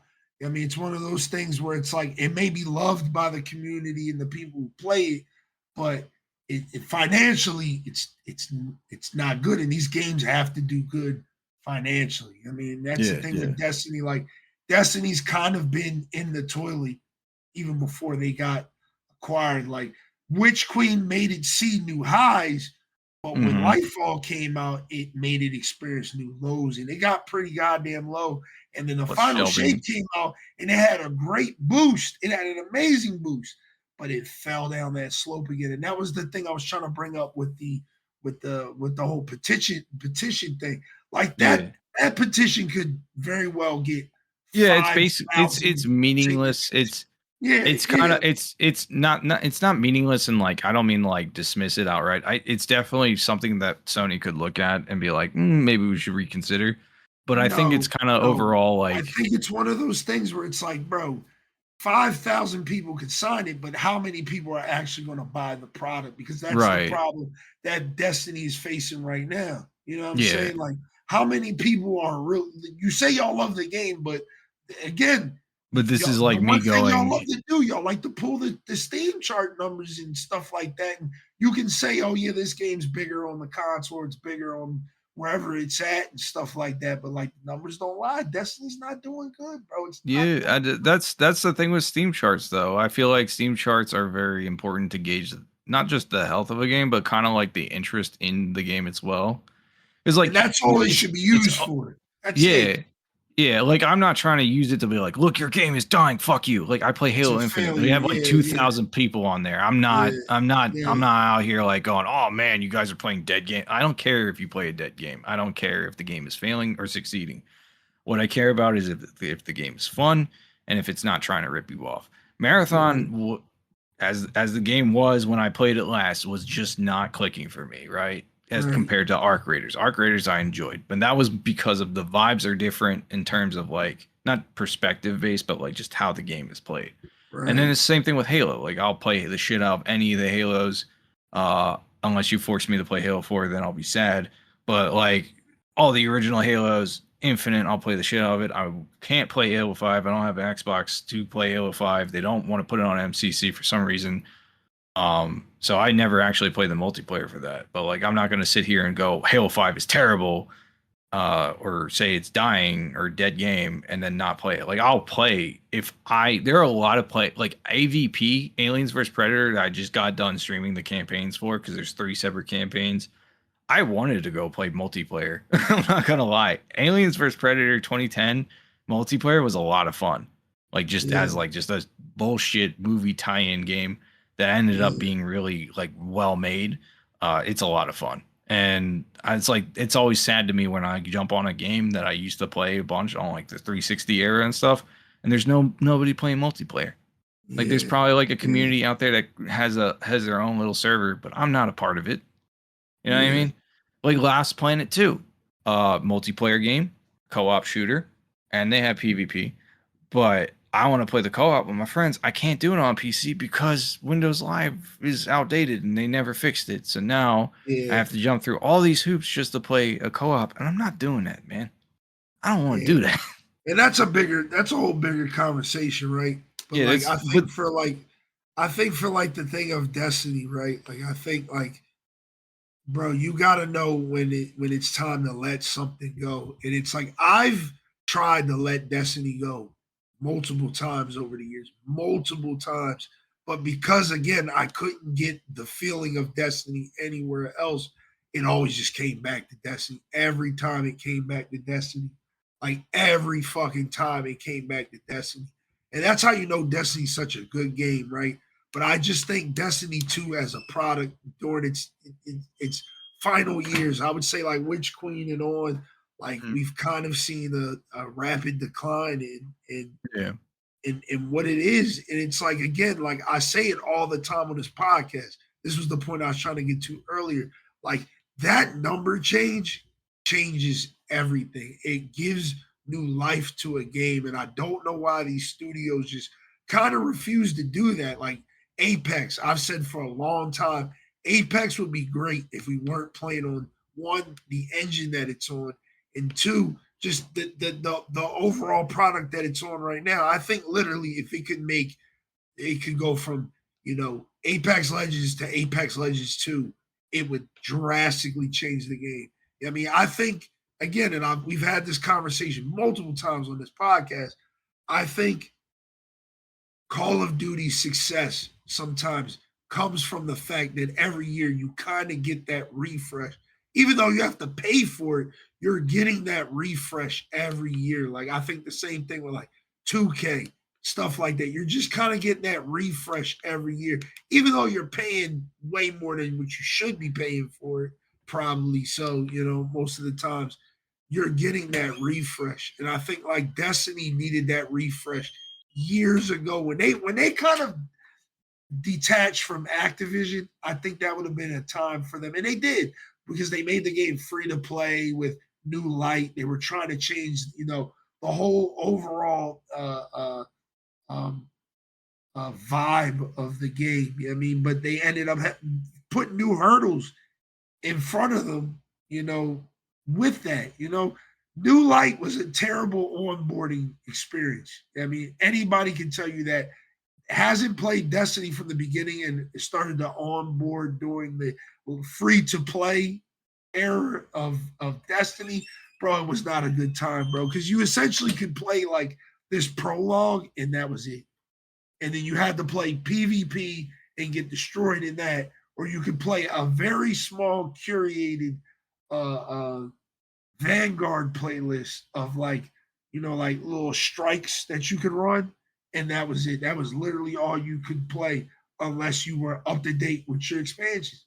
You had to essentially buy the expansions to be a part of the game. The onboarding was terrible. So it's like, again, they put a lot of roadblocks in their way where they could have just been like, hey, we're done with Destiny 2 as a product. We're gearing up towards Destiny 3. Destiny 3 is coming in 2025. That's what they should have did. And instead they were like, no, we're going to keep this engine. The Tiger engine is fucking ass. It's went through like little changes over the years to make it better, but it just needed a refresh. And I feel like Sony, I kind of agree with and that's what I was trying to get to too. I agree with like, Sony probably seen, just the financial losses and the hardships they've faced with Bungie as a whole studio. So it's like they cannot financially green light Destiny 3, even though we know Destiny 3 is a fucking gold mine, bro. It is literally it's literally like it's not on the same scales like GTA 6, but it is like the GTA 6 on a smaller scale, dog. It would bring so many people back. It would probably kill like 3 games in the process. Like, honest to God, I think Warframe is done. Like, Warframe's got its, hardcore fan base, but I think a lot of people that are over there right now have been over there because Destiny's not good, bro. Destiny's not good. You know what I'm saying? Like, it's a lot, bro. It's a lot. It's a lot. And my advice to kind of tie up this conversation, I'm gonna pass it to Eknight, let him say his part. I'm kind of we'll be here all day if y'all let me keep talking about this shit, but to just kind of put a nice little blanket over it. I'm happy that Destiny 2 is they're finally putting the axe in it. But I'm very, very, very upset that there's nothing after it coming, dog. Like, I saw that specifically Destiny 2 and not the entire franchise. Yeah. I was sitting there, I was like, yes, Destiny 2. I'm not even gonna lie. I was kind of like I thought Destiny 3 was gonna get announced after like Marathon was kind of like and I was like, you know what? I hated Destiny 2. I didn't like what you all did with the content, but I'll check out Destiny 3 if you guys are doing it. Like I will happily try it out. You know what I mean? Because I did the same thing with Destiny 1. I kind of stopped playing around what was the CBO weapons and Rasputin's like raid and stuff like that. Like I stopped playing around then, and then D2 got announced, and I was like, oh shit, and we going back, and like I went pretty strong for D2 for like a good year, 2 years. I want to say like 2 years of D2. I think you went harder than me because, dog, once they in the beginning, I definitely did. Those 2 expansions, those first 2 small expansions, I was out. Because they were just recreating the same thing they did. Yeah, so that's what I was saying. Like, that was like, I was like, yeah, I already paid for it, so I'm gonna play it. But like, a lot of people were pointing like, y'all are doing the same shit from Destiny 1. You did basically. The reason why I probably forgave him was because the campaign, like the Red War, was actually a lot of fun to play. Yeah, it was really a lot of good. It was really cool. Good. Like, and you can't play that now, but it was no, because apparently they're in a plagiarism lawsuit with that. So that's probably why they vaulted it, because they didn't want to get sued anymore. They're in like a legal dispute over the storyline for that, is what I allegedly read, or what was allegedly reported. It's because it's apparently one of the 3 major plagiarism controversies that Bungie has had, because it's that they stole a fan-made trailer for Witch Queen, I believe, and used that as marketing, which a lot of people, which I didn't even know about because I didn't really follow it that much. And then obviously the Marathon thing, with the one artist getting her decals stolen for the game. But I feel like it's bittersweet, because I started out as a Bungie fanboy. To me, during the early Halo days, Bungie could do no wrong. Right. I remember I was talking about it when they left Microsoft. I was like, oh man, they're gonna go crazy. They're gonna make something awesome, you know what I mean? And they did, but in that interim, it was just kind of like waiting for them to drop something, and it was like, oh, are they making something? Because the only thing I saw back in the day when it was reported was like some sort of pirate game that they put on their Bungie.net website, that they were like co-developing with somebody else. But then they dropped, they revealed D1, and D1 was hype. Everyone was hyped for it. Everyone was excited for it. A lot of interesting marketing material for the beginning of it, because they said they would have trading. They said they would have like gambling and all that stuff. And I remember going into it, I was like, oh, I should be able to trade guns with you. And it's like, nah, you can't trade guns and stuff. You have to go get them yourself. So it was kind of weird. Which was a system that made sense in the it made sense in hindsight. Yeah. But what they essentially tried to report doing was like, they were trying to make it an MMO, and I guess it just didn't work out, or they just thought it was like, oh, I could just give you this gun for free, and you don't have to do the content. So I guess they ultimately decided against it. So you would, which ended up working out. It's not, it's not a huge caveat. That's what people love about Destiny, is that it makes you actually play the game. Like people like what I hated. What I hated about Destiny, right, was, like after D1, when going back to D2 after not playing D2 for a while, and I go back for Strand, the fucking pop-ups, dude. Like I think I sent you a video as some streamer went back to D2 after like a brand new file for D2, and it's just nonstop adverts for every single expansion, every single season, like just nonstop. That was my experience when I came back from Strand. Like I literally came back nonstop clicking off all these pop-ups, and it wouldn't stop for like a minute straight. And I was like, bro, I don't care. Let me play the game. Like I thought it was insane that's your new player onboarding experience, is you literally walking in and then like getting hit with like 5,000 ads. And I'm like, dude, no, stop it. Please stop. I don't want to deal with this anymore. I'm sorry. Yeah, bro. And I would get those ads like repeatedly when I would log in. I'm just like, dude, I'm not dealing with this because I don't want to buy this content. You know what I mean? So like, I think yeah, we know Pete Parsons is probably the most responsible for the downfall of Destiny, and maybe also the entirety of Bungie Studios, depending on how things shake out with Marathon. But I think it's cooked, bro. I think they're getting dissolved, and it's sad for me because that's the studio that made Halo. And I bitch and complain about it when they added from the studio that made Halo marketing on Marathon, because I knew Marathon wasn't going to play anything like Halo. You know what I mean? You may have like a handful of similarities in terms of like how some weapons handle, or how like the movement and pacing might be a bit slowed down, but it's not Halo. It's not the same. It's sad for me too, man, because it's just like, bro, like I love Destiny. Like I said, it was one of my favorite games. To be ahead of Skyrim in my heart is truly an honor. You got to know that. Like, I love that game, bro. I'm just sad we're not getting, like, I thought that whole announcement came with Destiny 3 is on the way. Bro, what's crazy about it now it's is like that we don't even have that, bro. What's crazy about it is that it might fuck up Marathon, because the rest of the content that's releasing for Destiny is coming out June 6th, and Marathon Season 2 is literally tomorrow. Yeah. And I'm like, dude, what, like, are you, like, because your player base is mixed of Destiny fans and Marathon people. So, like, are you going to end up just shooting Marathon in the ankle as they're trying to get back up? You know what I mean? Like, it feels like that's what they're doing to a certain extent, because I know Destiny people are going to prioritize Destiny over Marathon, even if they know the game is dead. You know what I mean? Like, they know that there's no more development happening. They're going to play all that older content. And apparently a lot of the content they got an idea set up, because, like, listen, I have Destiny 2 installed. I've had it installed since like February.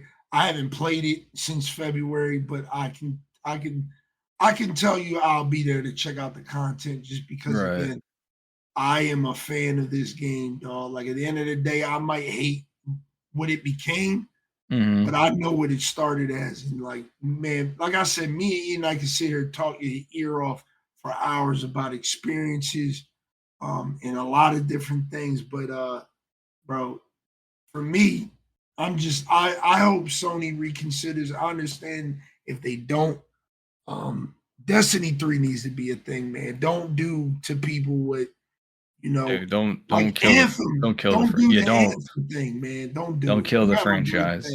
You have a great thing here, bro. You could come out with something that could maybe even mix in with Marathon a little bit if you really. I mean, don't Titanfall 3 us, bro. Don't Titanfall 3. Yeah, don't do that. Don't do what Splitgate 2 people are doing right now. They're trying to make Titanfall 2 or 3. Like please don't. Like, legitimately trying to make it. I saw. Did you are kind of like pushing off of the Destiny one? Pour one out for Destiny, everybody. Yeah. it was a good game when we had our experiences, but there's also a lot of bullshit involved with that, as many major franchises apparently are having this current day and age. But Right. pushing off from Destiny, how do you feel about 1047 Games trying to resurrect Titanfall? Oh, this is their last shot, man. This is their last shot. I'm not gonna Have you lie. played Splitgate 2 since I the last time we talked about it? no.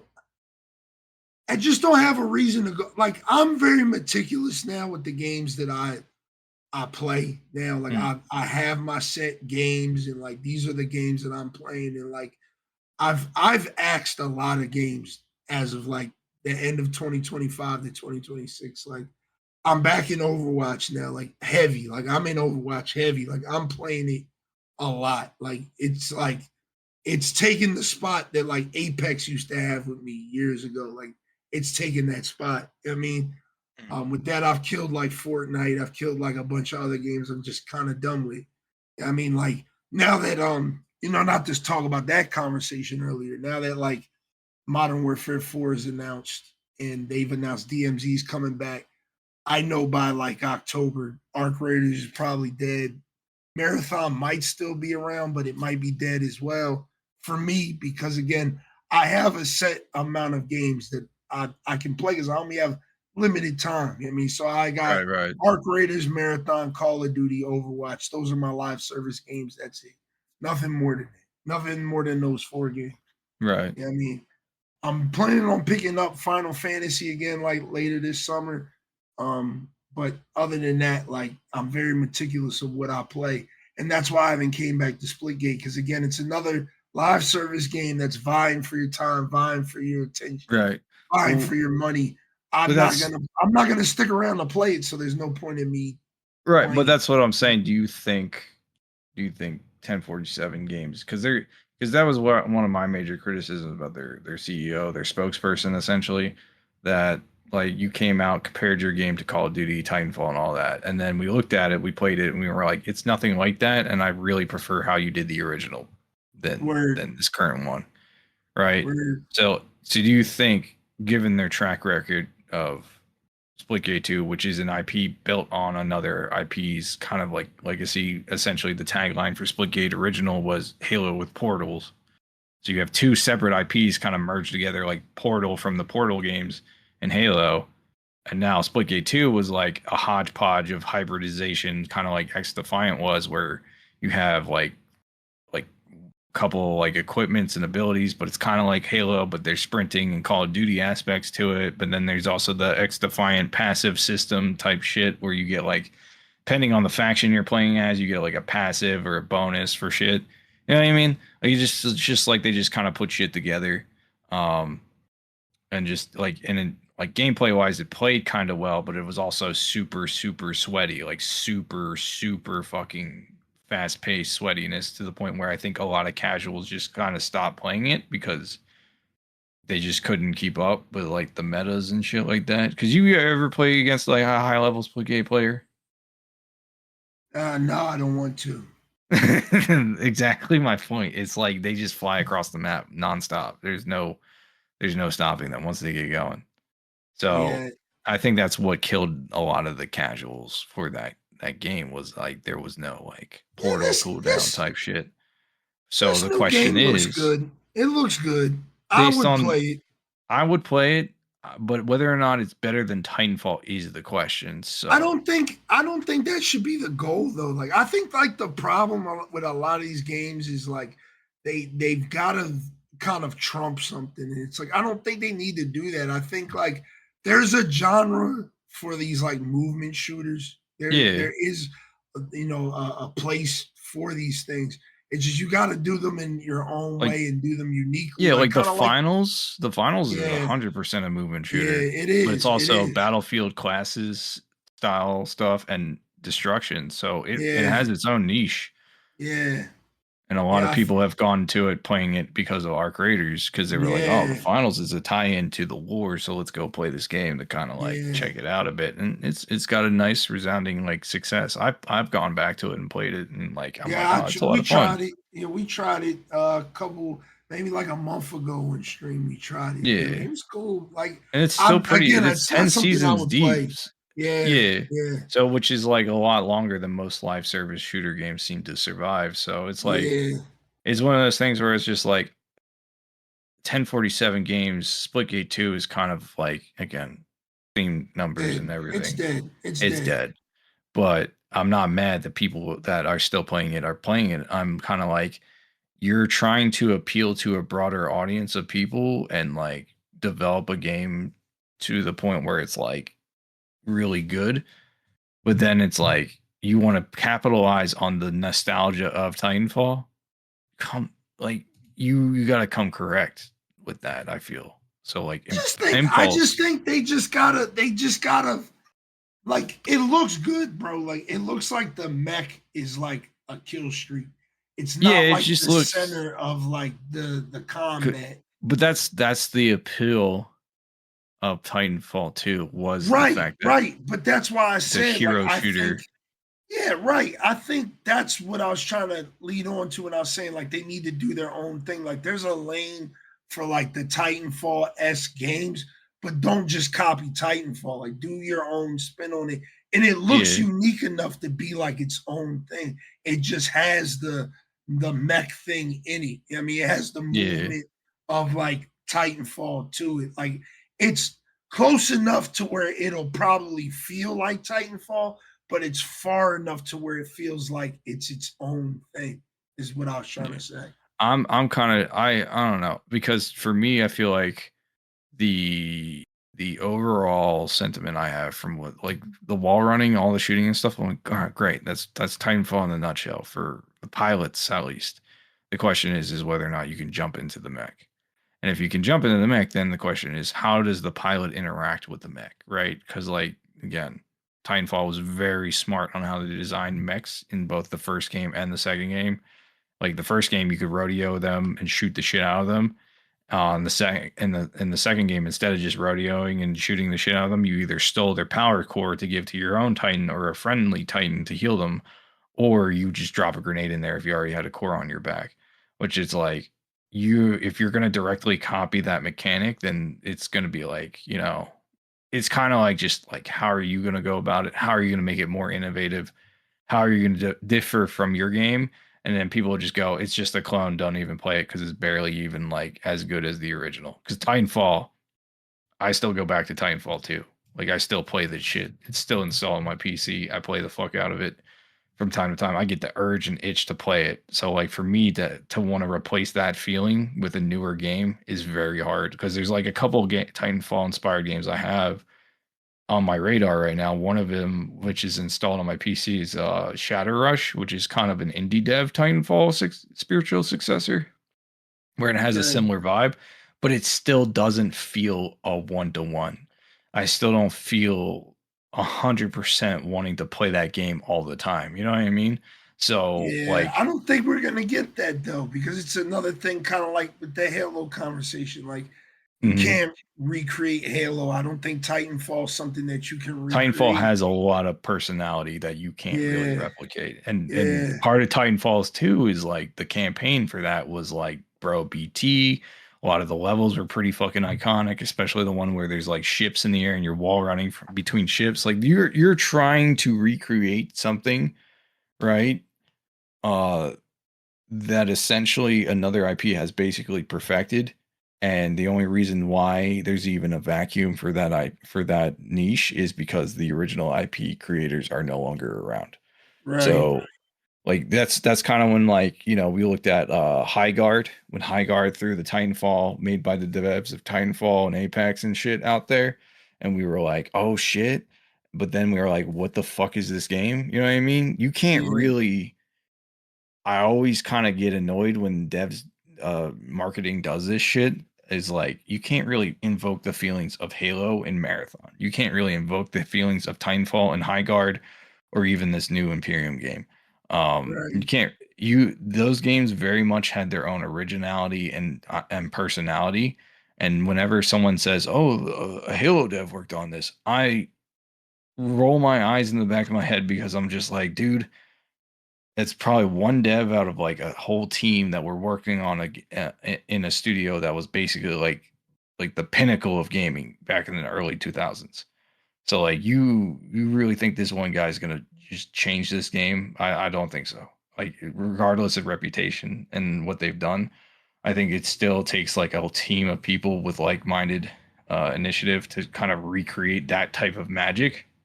And I don't think we're going to see that for a very long time with anything that was like Yeah. already created. So like even Halo Studios have a high standard of like, depending on how the CE remake is done, like I'm either gonna hate it or I'm gonna love it. You know what I mean? It's one of those two things. Like Halo Infinite for me, I love the multiplayer. I love the campaign to a certain degree. I think they could have done more though. And there's a lot of things that they fumbled out with the live service of the Halo Infinite franchise or Halo Infinite Right. game. So like they they got 1047's got a lot of shoes to like too big of shoes to fill, and they can't even fill their own shoes. So that's kind of like where I'm at with this new Yeah, game. I just hope it's good enough to where it can just kind of garner its own audience and just Yeah, like exist. I not mean, like yeah. I don't want it like to kind of be fail. yeah. I think again, there's always a market for this shit. Like these people don't do these things just because like there's data that goes into like the way these games, like even a game like Suicide Squad, there was data that greenlit that game. They greenlit its entire existence. Whether we accept it or not, or we like it or not, is up to what the studio cooks up when they deliver the game. You know what I Right, but I mean? think the problem with the data they collect is that it's usually almost outdated by Outdated. like Yeah, it's yeah, outdated. it's outdated by the It's time they start outdated. development, and it's like Yeah. they That's kind of what have to. killed X Defiant. That's what killed a lot of these games, man. Because it's like you've came at the end of like You something came at good. the Like end of the battle royale High franchise. You Guard. came. Look at High Guard. You came just too late. Like if High Guard would have came out 3 years Well, ago, everybody I would have been championing. I mean, I don't but think I don't want to everyone get in would that be championing conversation. that, I mean, but like I'm just saying, like High Guard was like trying to do the same. They're trying to recreate the success of Apex, and it just doesn't work because Apex again was built on an established IP, which is yeah, Titanfall, and a lot of people yeah, already were playing the shit out of Titanfall and loved Titanfall. So it's like you took that goodwill of that community and turned it into a battle royale, and some people loved it, a lot of people loved it, I want to say, and I think a then lot of people loved it. Yeah, a lot of yeah, people yeah, loved it. but people like me who wanted just another Titanfall, you know what I mean? Like we were just kind of like bummed out about it because we're not getting Yeah, another Titanfall because this is the only Titanfall related game we're gonna get for the next decade. So it's like, damn, you know what I mean? So like you're borrowing goodwill from another IP is still kind of like I always kind of look at that sideways.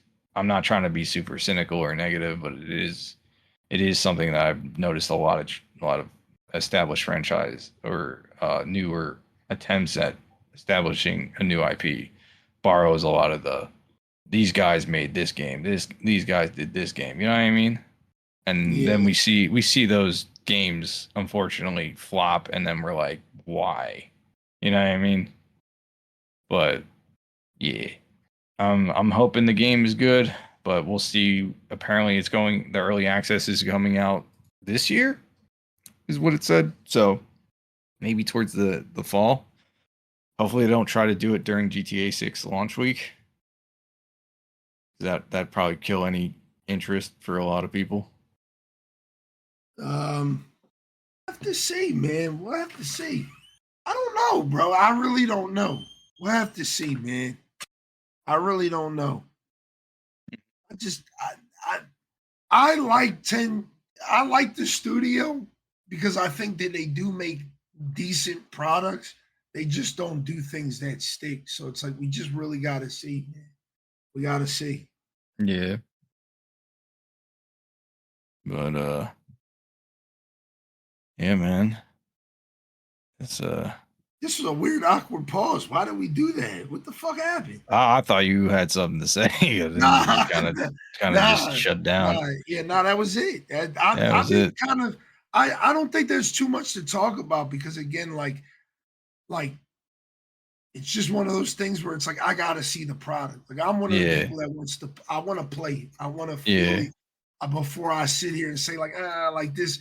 From what I've seen, it looks pretty good. It looks like there's an audience for this thing. But this could be another High Guard. This could be another Arc Raiders. This could be another Apex. We don't know. We don't know. We just gotta wait until it comes out. You know what I mean? And see what the audience is saying about it. You know what I mean? Do you want to talk about this next topic? Like, I feel like I don't have a lot to like weigh in on. Which one are we talking about? The Sony DRM thing. That was something I feel like you put in. I just added the relevant article. So I have no idea. Yeah, that's kind of like the what I wanted to be the main topic of the podcast before the Destiny news. We can kind of skip it because I don't have a lot to say. I feel like it's one of those things where like Sony once again lost people's trust and confidence in something that they could have really explained really easily to people. I think like this was something that the internet kind of made a lot bigger than it really is. Like it's a big deal, but it's not like as big as like the internet was making it seem like. When this news first hit my timeline, I really thought like, oh shit, like the DRM thing is like a thing. Until they were just like, no, if you purchase something on the store, we want to make sure in 30 days you still own that product. After that, we're never going to ping your shit again. You know what I mean?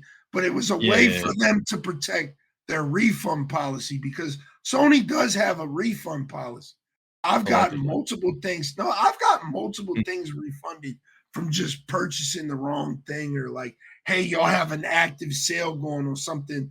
I purchased the wrong thing of like one time the deluxe edition of something was cheaper than the standard edition. So I was like, fuck, I want to buy the deluxe edition, but I accidentally bought the standard. I explained that to them. They gave me my money back. I bought the deluxe edition. You know what I mean?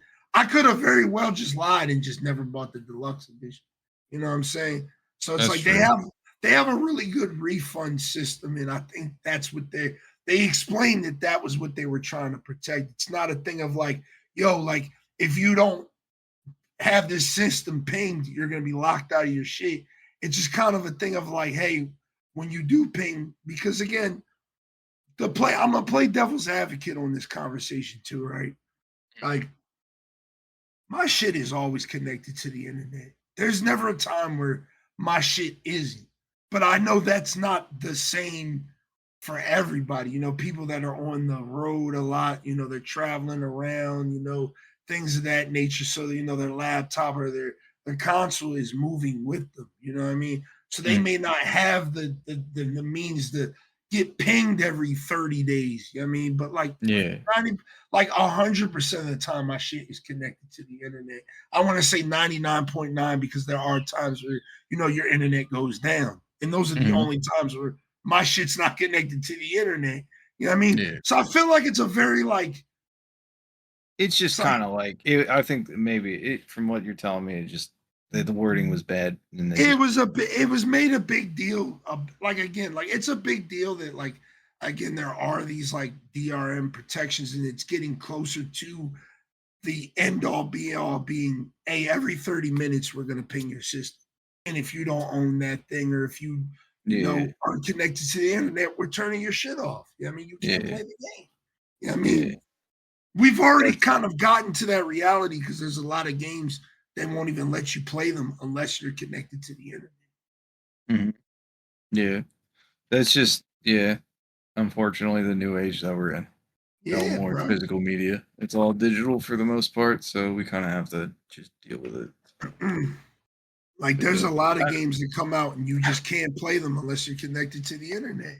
Yeah, like aside from the fact that there are online multiplayer games, but we're talking about like, I think more people were concerned with the single player games than the online multiplayer. So I think this is just where they just failed to communicate properly, which I can see.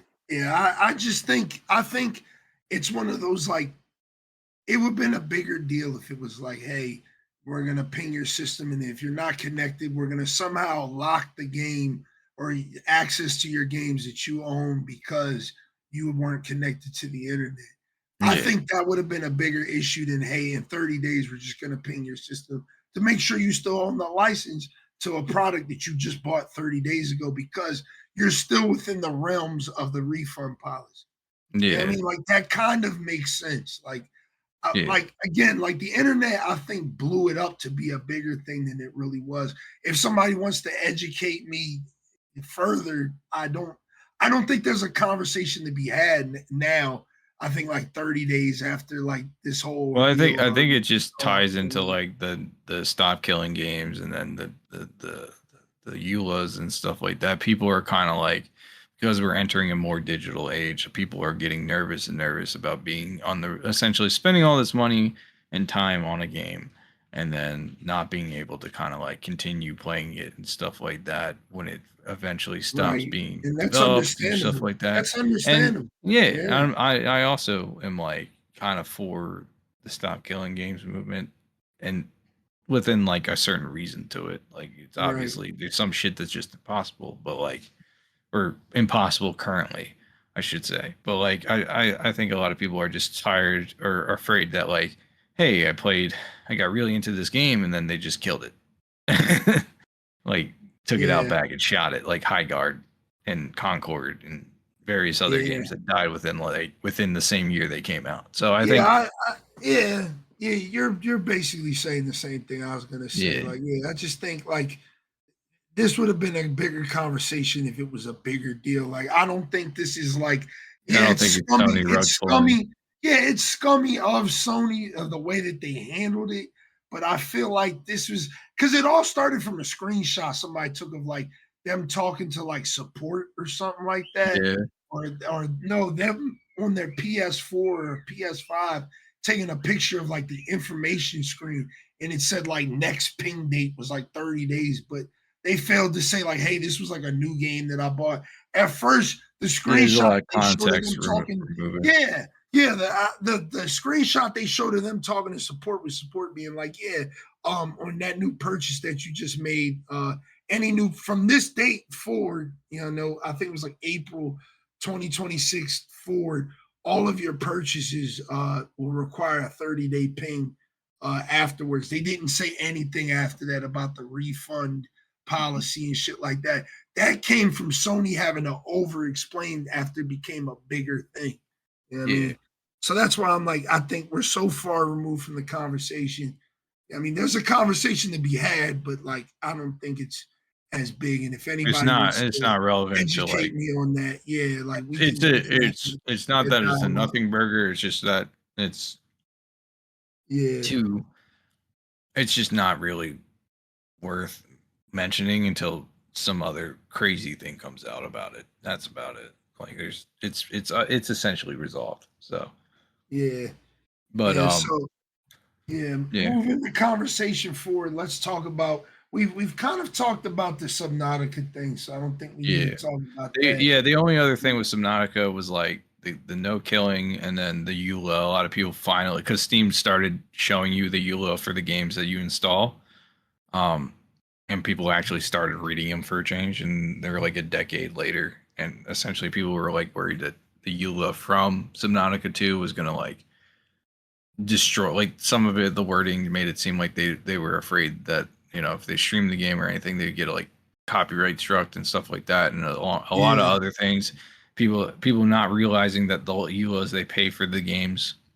They are all the same. We're paying for a license and not the actual game. That's why the Stop Killing Games initiative is a thing.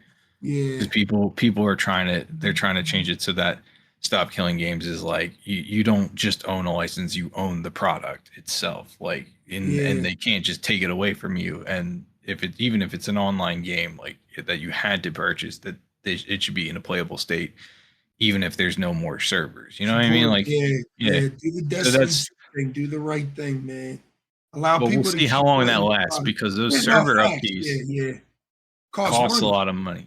So that's why game studios and publishers kill those servers, is because not because they don't want to stop supporting the game, but it's because they can't financially support it anymore. Word. It doesn't make any sense. Word. So that's essentially what the EULA backlash was. Is a bunch of people that weren't aware of what EULAs really were and finding out for the first time, which is pretty much how we went about it way back when. But like it is what it is. It's just a new generation finding out. Sony no longer doing PC games. First party ports to PC. I think it's an L. That's an L. It's definitely an L. It's definitely an L. Xbox is going back to their ways too, but I think both are just an L. Not necessarily. I think Halo, no, go ahead.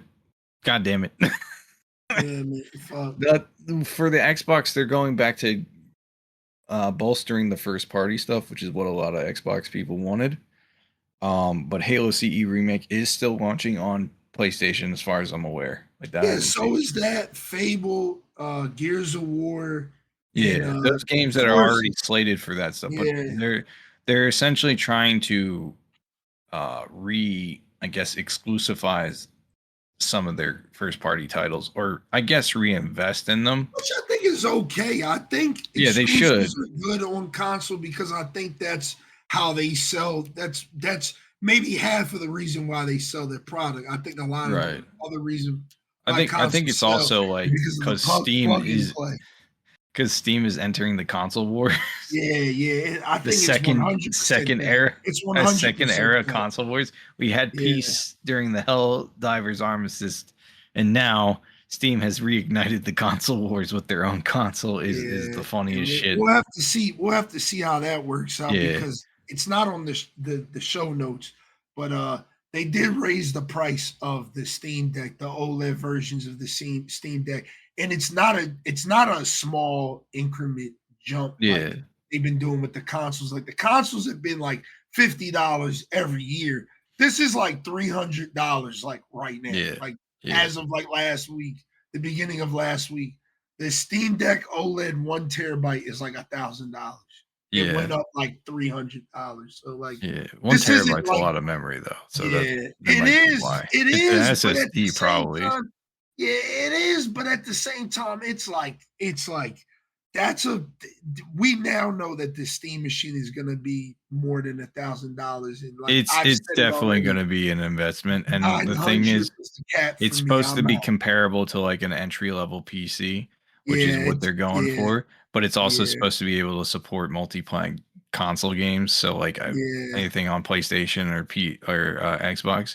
And it's just supposed to be a quote unquote more affordable option for people who just don't want to have to, basically you who doesn't want to have to deal with launchers and shit and just wants to just get on the damn thing and play the thing. So I'm fine. And I know it's more outside factors probably affecting the price rather than like something they want to do. Yeah. Because like Valve has notorious been pretty fair on pricing throughout what they've developed. Look at the controller. That controller is amazing for $100. Yeah. But a lot of that, well, we also have to keep in mind with like, I'm not going to delve into it because it's not really my focus or forte, but it's like the shit that's going on in the world and the AI bubble and stuff like that, where they're sucking up components and stuff.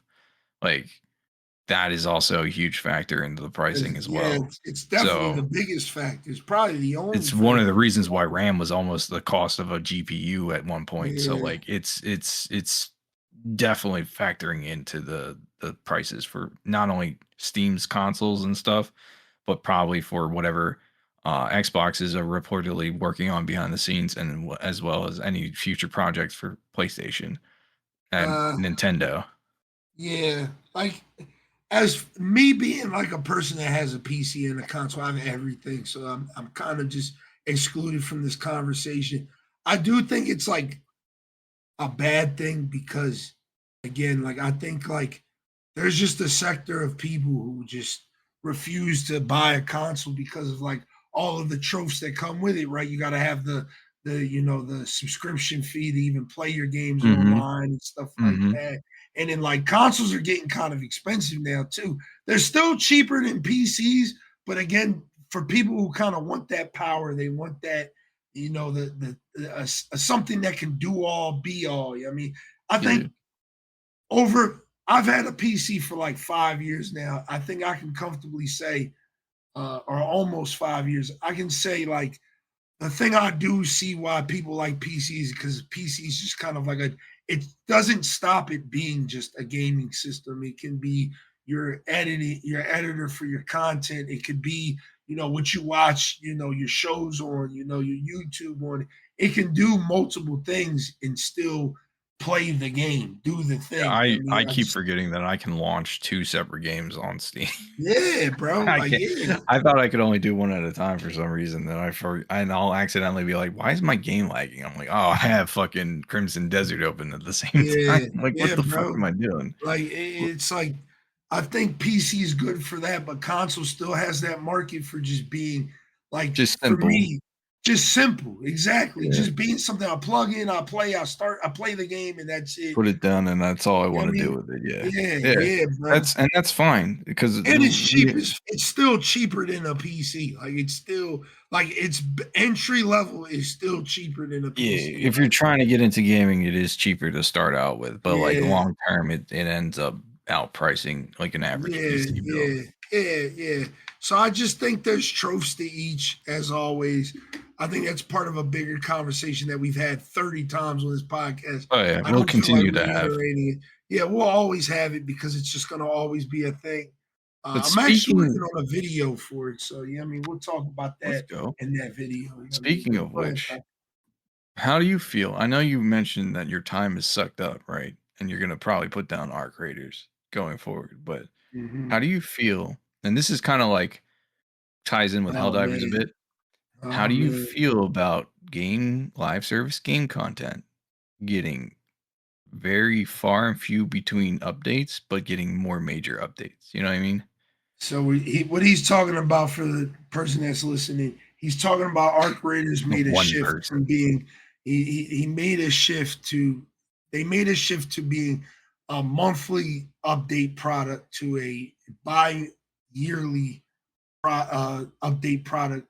They're gonna do 2 major updates a year, Mhm. but they're gonna be more expansive than what they drop.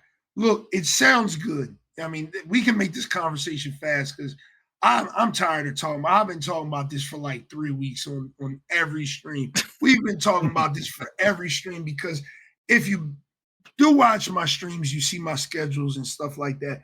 You've seen that Arc Raiders is becoming, more and more or less on my streams and on the schedules because I'm just kind of falling off the game. I still think it is a 11 out of 10 product. I still think it's a 12 out of 10 game. I have 500 something hours in this game. I love this game. It just came out 6 months ago. I love this game, but I think they just keep fumbling. They keep fumbling with every decision that they make. Embark is just they're just slowly putting the fire out of their own game. Like this is like in Sean's Eknight's not going to know what I'm talking about. He has no idea what I'm talking about when I say this. But this is like when Roddy Ricch dropped that song "The Box" and just had the world by storm. He just beat Justin Bieber and Selena Gomez for the #1 song. It was like, yeah, I'm not dropping an album for the next like 2 years. Like, what the fuck are you talking about, bro? You've got heat. They have You have momentum. heat. You have heat. Everybody has been talking about Arc Raiders for the past 6 months. Why are you not cooking, bro? Why are you Yeah. not cooking? Why Yeah. are you not cooking, bro? Why are you not cooking?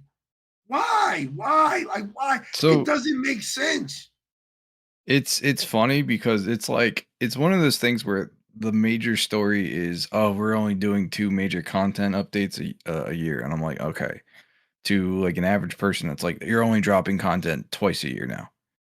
But apparently they're still doing monthly updates, but it's like smaller stuff. And I don't know if that means because literally when they had put that out, the next day when the quote unquote other update came out, we got a new trader, we got more tweaks to the current expedition, we got a new gun. Like I was like, oh shit. Like, wait, I thought we were getting nothing. You know what I mean? Like right Yeah. after we already got Riven Tides, the expedition's ending. I'm like, all right, this is it. All right, cool.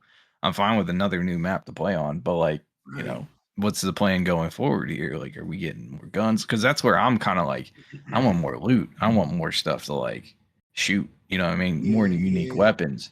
And we kind of got the Delabra, which is basically just the Toro, but you know, not nerfed anymore. You know what I mean? Yeah. But like, Yeah. I'm thinking, I'm not mad about the biannual expansions. As I've explained before, I'm the type of guy that wants to put a game down for a little bit so I can go play something else. And like Word. I said, the Word. same shit about Helldivers. I was obsessed with Helldivers. I got to a point where Helldivers where I was like, all right, you know what? I feel like I've done a lot in this game. I can put it down and now I can go play something else for a while and then That's come how I back. feel. And I That's want how I feel.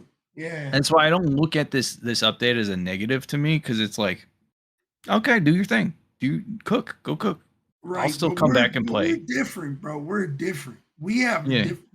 like this goes into a bigger conversation that I've had with my boy the other night, where it's like you have gamers like us that are like gamers. Like we play a lot of different shit. So it's like Yeah. we need to have these laps in like releases. We need to have like I want games to kind of just chill out because I agree with you 100%. I'm at the point right now where I'm enjoying Marathon. More of my friend group has picked it up. I'm ready to just kind of commit the time I was committing to Arc Raiders to that and just, regularly, check out Arc Raiders. Like, I don't want to drop it completely up until October 23rd. I don't want to drop it completely, but I want to, just passively play here and there. I want Marathon to be more of my main extraction shooter right now. So I agree with you, but there's a lot of people who don't feel like us, bro. There's people who just, again, the people who just constantly play Apex and say there's nothing else to play. The people who play 2K and Call of Duty all day and say there's gun nothing else gamers. to play. Yeah, I mean, they are the majority, dog. They are the majority of gamers now. They are the majority. There's not a lot of people like us, bro. Don't let the internet make you think that everybody's a gamer like me and you. Like, these people play the same three. If they're not playing Fortnite, they're playing Marvel Rivals. If they're not playing Marvel Rivals, they're playing Apex. If they're not playing Apex, they're playing Arc Raiders. What do all of those games have in common? They're all live service games. I mean, that they are just stuck in that ecosystem. They can't stop to go play a Crimson Desert or play a Cyberpunk. They're not interested in that because those games don't have weekly content drops. There's not a season pass to buy in them. There's not this ongoing thing where it's like you constantly have to. It's also a community thing too, because like the same thing with Destiny 2 ending. Like a lot of the people that might stick around are Destiny diehards, and the people that are like you and me will probably be like, "Damn, bro, it was nice while it lasted," and I'm out. You know? But like, I'm cool, bro. Like but we made this peace with like Halo, right? Right. We made this peace with like games like Halo, because like Halo 3, you remember my mindset after Halo 3, I was like, Chief is dead. This is the end of the franchise. Anything else after this is just a bonus. Right. And then they resurrect this man for Halo 4. And I'm like, God damn. And canonically he wasn't dead, but like that's my headcanon. I was like, 3 was like a perfect send-off for his storyline. And people were like, nope, we want more. And Microsoft was like, nope, we want more. And so like we kind of made this piece kind of early on. But after the fact, now as an elderly gamer, as Unk status, I'm like, I really like this game. I also want to play this game. I also want to play this game. And I don't have all the time in the world to play any of these. So kind of got to pick one. That's why I haven't played Pragmata yet, is because I'm starting to do this thing where I do the wheel at the end of a single player game on Sundays. And I'll just ask for game suggestions.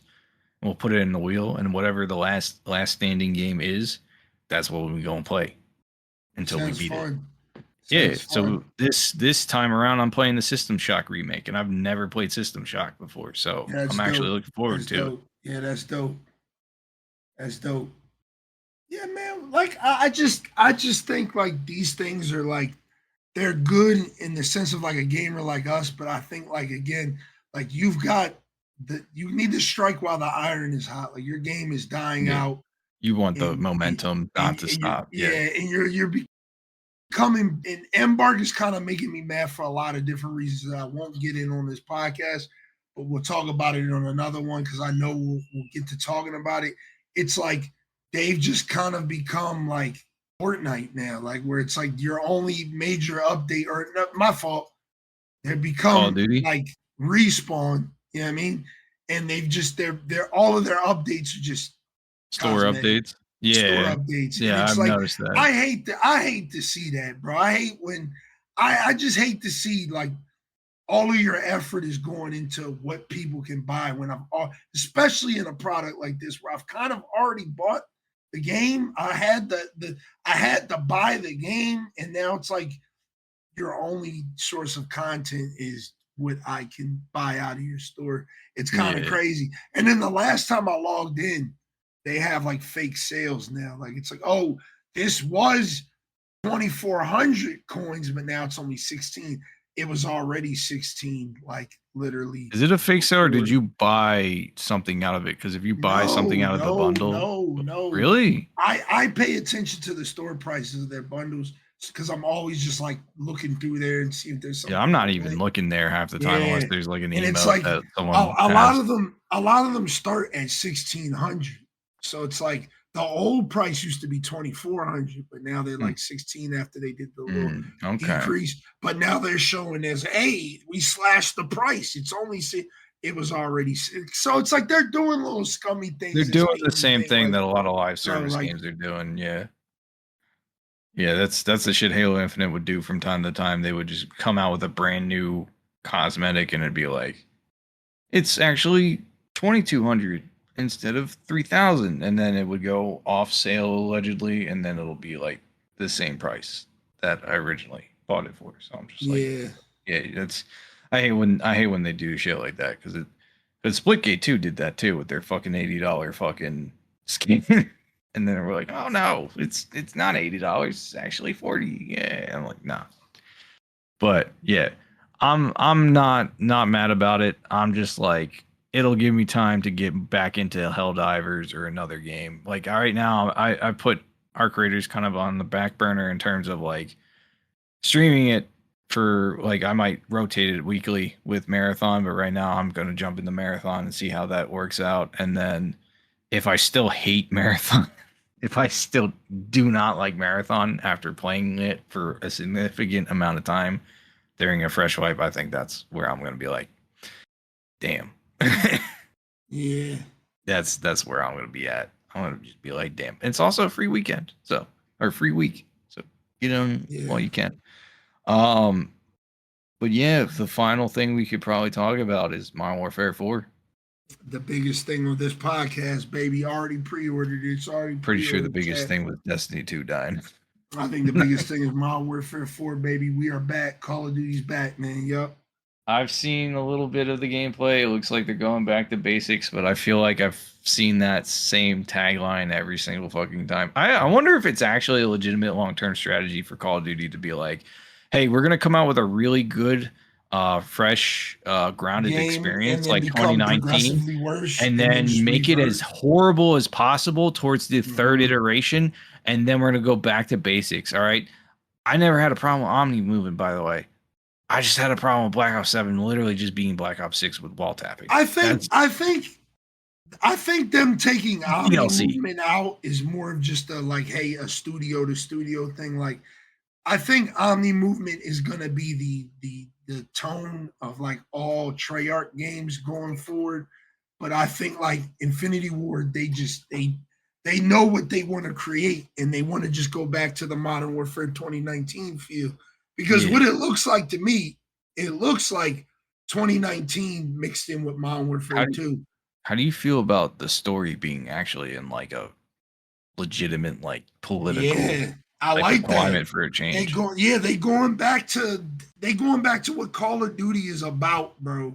They're going back to what Call of Duty's about. Do you think it's gonna be like Modern Warfare 2 no Russian type shit, or do you think this is like a 2019? Oh my god, this is the worst thing in the world, and then we play it and we're like, yeah. I think it'll be bad, but I think no Russian was just it's too hard to beat, man. Like that is like kind of like like the only way it could get worse is if we're like a pilot that is like crashing into like some building or something like that. I think Oh, like, that's the yeah, only yeah, way yeah. it could progressively beat. It could beat No Russian. Like I mean, to they'd be have to fair, go. They'd have to they go pretty crazy.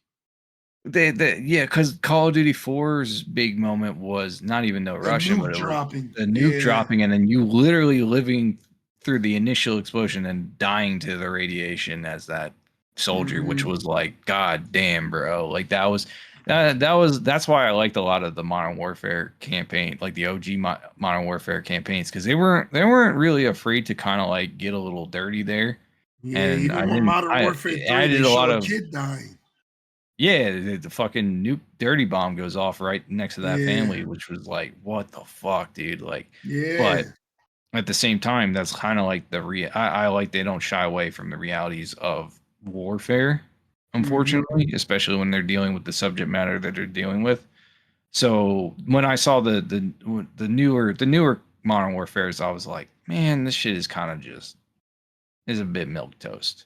It's a bit like even the remake of Modern Warfare 2, I was like, dude, like some people Modern were like, Warfare oh 2 man, was good. It it was nah, good. nah, It was good, man. nah, it Or wasn't good. MW2, my fault. That was really good. It wasn't I good. liked MW2. I like the original storyline way The better. original was way better. Like, don't get me wrong, but MW2 wasn't bad by any I'm means not saying it necessary. was I know terrible, but I was saying like it seemed like they were trying to recreate other story beats, and then it just got weirdly convoluted towards the end, and I just it didn't did. care It for it. did. It did. It was like they're trying to tread the same water but swim a different way. And then you I kill a understand dude, what they but were he wasn't doing. in the tank, and then the third game was like, Yeah. "Nah, I wasn't there, bro. What are you talking about? You're Yeah, like fucking bullshit. What do you, I was yeah, alive the whole time." there's a lot, bro. There's a lot that to that to this new So that's kind storyline of, that they're building. But I yeah, I think kind of Modern Warfare concerned 4 about is that. good.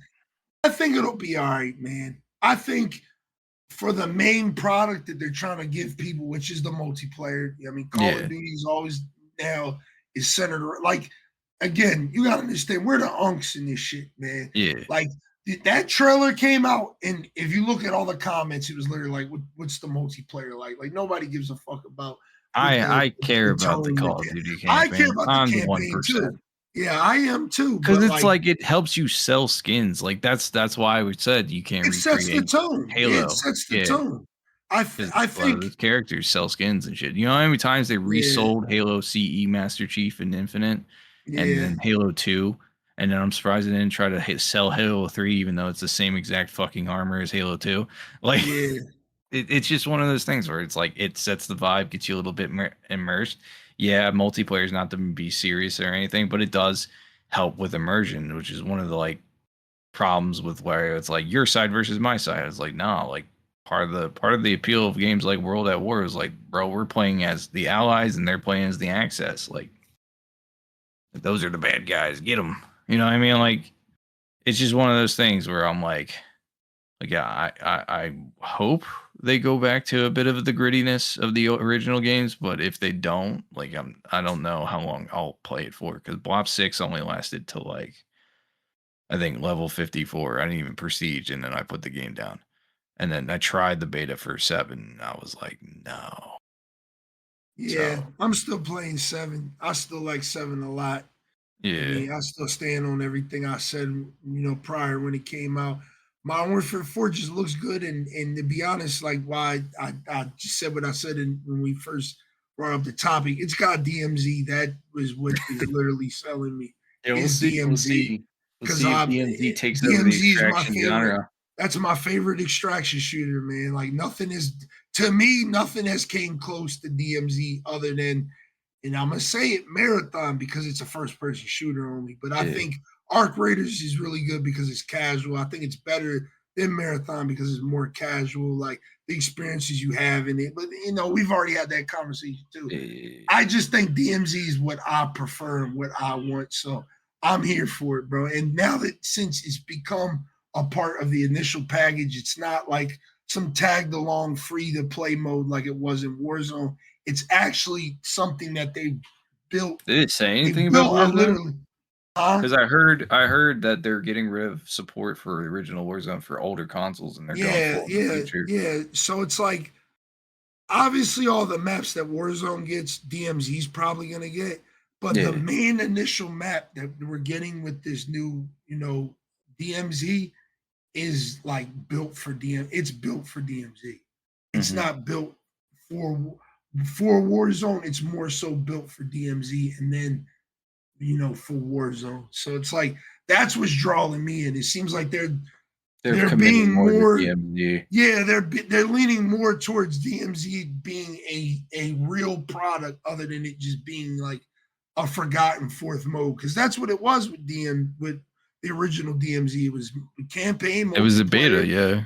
It was campaign multiplayer, Warzone, and then you got fucking DMZ. It was just a side thing. It wasn't even like a main piece of the pie. Now it's a main piece of the pie. Similar like how Treyarch treats their zombie games. Yeah. How do you feel about them bringing in they're tweaking how guns are functioning now to where your hip fire, if you're pointing your gun there, it's going there. Bro. I gotta see it, man. I'm kind of curious because like as a M&K player, I don't know how that's gonna fare with like crossplay. You know what I mean? Like, yeah, I think we got to see what they mean, because obviously it's not going to be to the point where it's zero recoil. But it's like zero recoil. But apparently in the past their guns had random recoil patterns, so it's probably going to be something like Rainbow Six Siege where a gun has a specific recoil pattern base, and then when you add the attachments and everything, then it'll like improve it a little bit. But like it's not going to just be random bullet spread. When you shoot the gun, it's going to go exactly where the recoil pattern's actually going.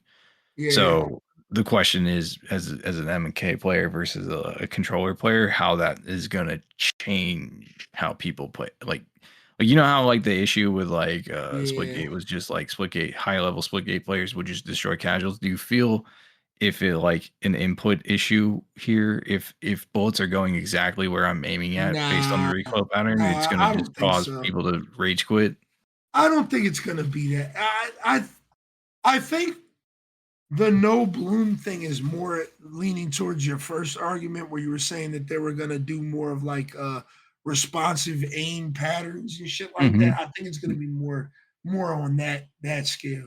It's going to be more on that scale. Like, I'm just curious because I know I'm like I don't play COD competitively. I play. They're not going to kill ADS, bro. They're not going to kill ADS. No, I'm not talking about ADS. I'm saying in general. Like, do you think getting rid of that random bullet spread is going to benefit a particular input over the other? No, not that. I think it'll change the competitive nature of the game, because I think that's one of the things about Valorant that makes Valorant so unique, is that, like, you have to actually spend time with the weapon and learn the recoil patterns and understand how the gun operates. Like, it's not all random, like, like Call of Duty is.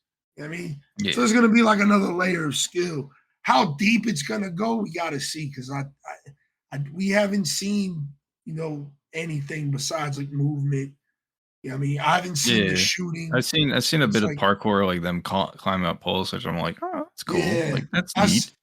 I seen that they brought back visual recoil, so we got to see how much of that gets tampered with, because I know that was a big deal in Modern Warfare 2. That was a big deal for me in Modern Warfare 2, was the visual recoil, just like the smoke and the light emitting from like your muzzle when you're letting that like gun go. Like, I mean, maybe that's the new, way they effectively add the recoil to, the hip fire and stuff. We got to see more. Like, off of it's probably going to be a beta. Just off of me being a Call of Duty head and loving DMZ, I was instantly sold. So I put my money where my mouth is. I tell everybody, I put my money where my mouth is. Like, I usually pre-order the game around the time like the beta comes out. I mean, so I can get in the beta early and or just, be around that. It's around that time. The beta is usually around the time the game's coming out. So I just try to knock the purchase out as fast as possible. Because, I buy the $100 edition and shit like that. Yeah, We know. I knew I was gonna like this shit. I know I'm gonna play it day one. DMZ's there. This might be my biggest stream ever. I think I'm gonna go for another 48 with this one. So, yeah, I mean, lock in, chat. Lock in October 23rd, man. We in there. We in there. And I got nothing else to see till we see more. I need to see more. I've seen the UI. I'm impressed with the UI. I like how you're allowed to select operators for each class now. So like each different class can have different kill streaks and operator skins. I don't like how they're going for the universal operator skin thing again. I mean, the blue team, red team thing, like I think that's a good idea. I think you need to have the two factions. I mean, so you can differentiate, but yeah, I'm gonna let them cook, bro. I'm gonna let them cook. Man. Yeah, we'll see when more comes out, but yeah, I'm like, I'm not crazy excited about it, but I'm also not like, pessimistic about it either. I'm just kind of like, it's a couple of cool things I've seen, and that's about it.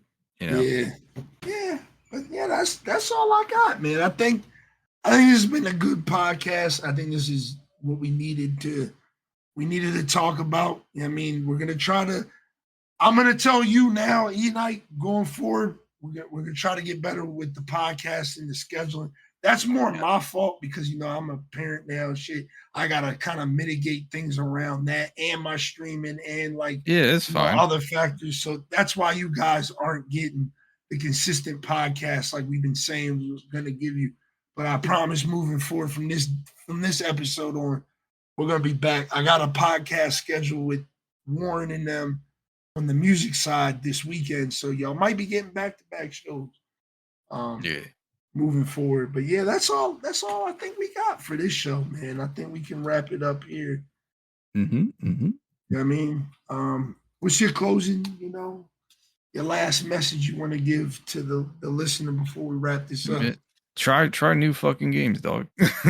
play different games. Real shit. Go play Halo. Go play other games.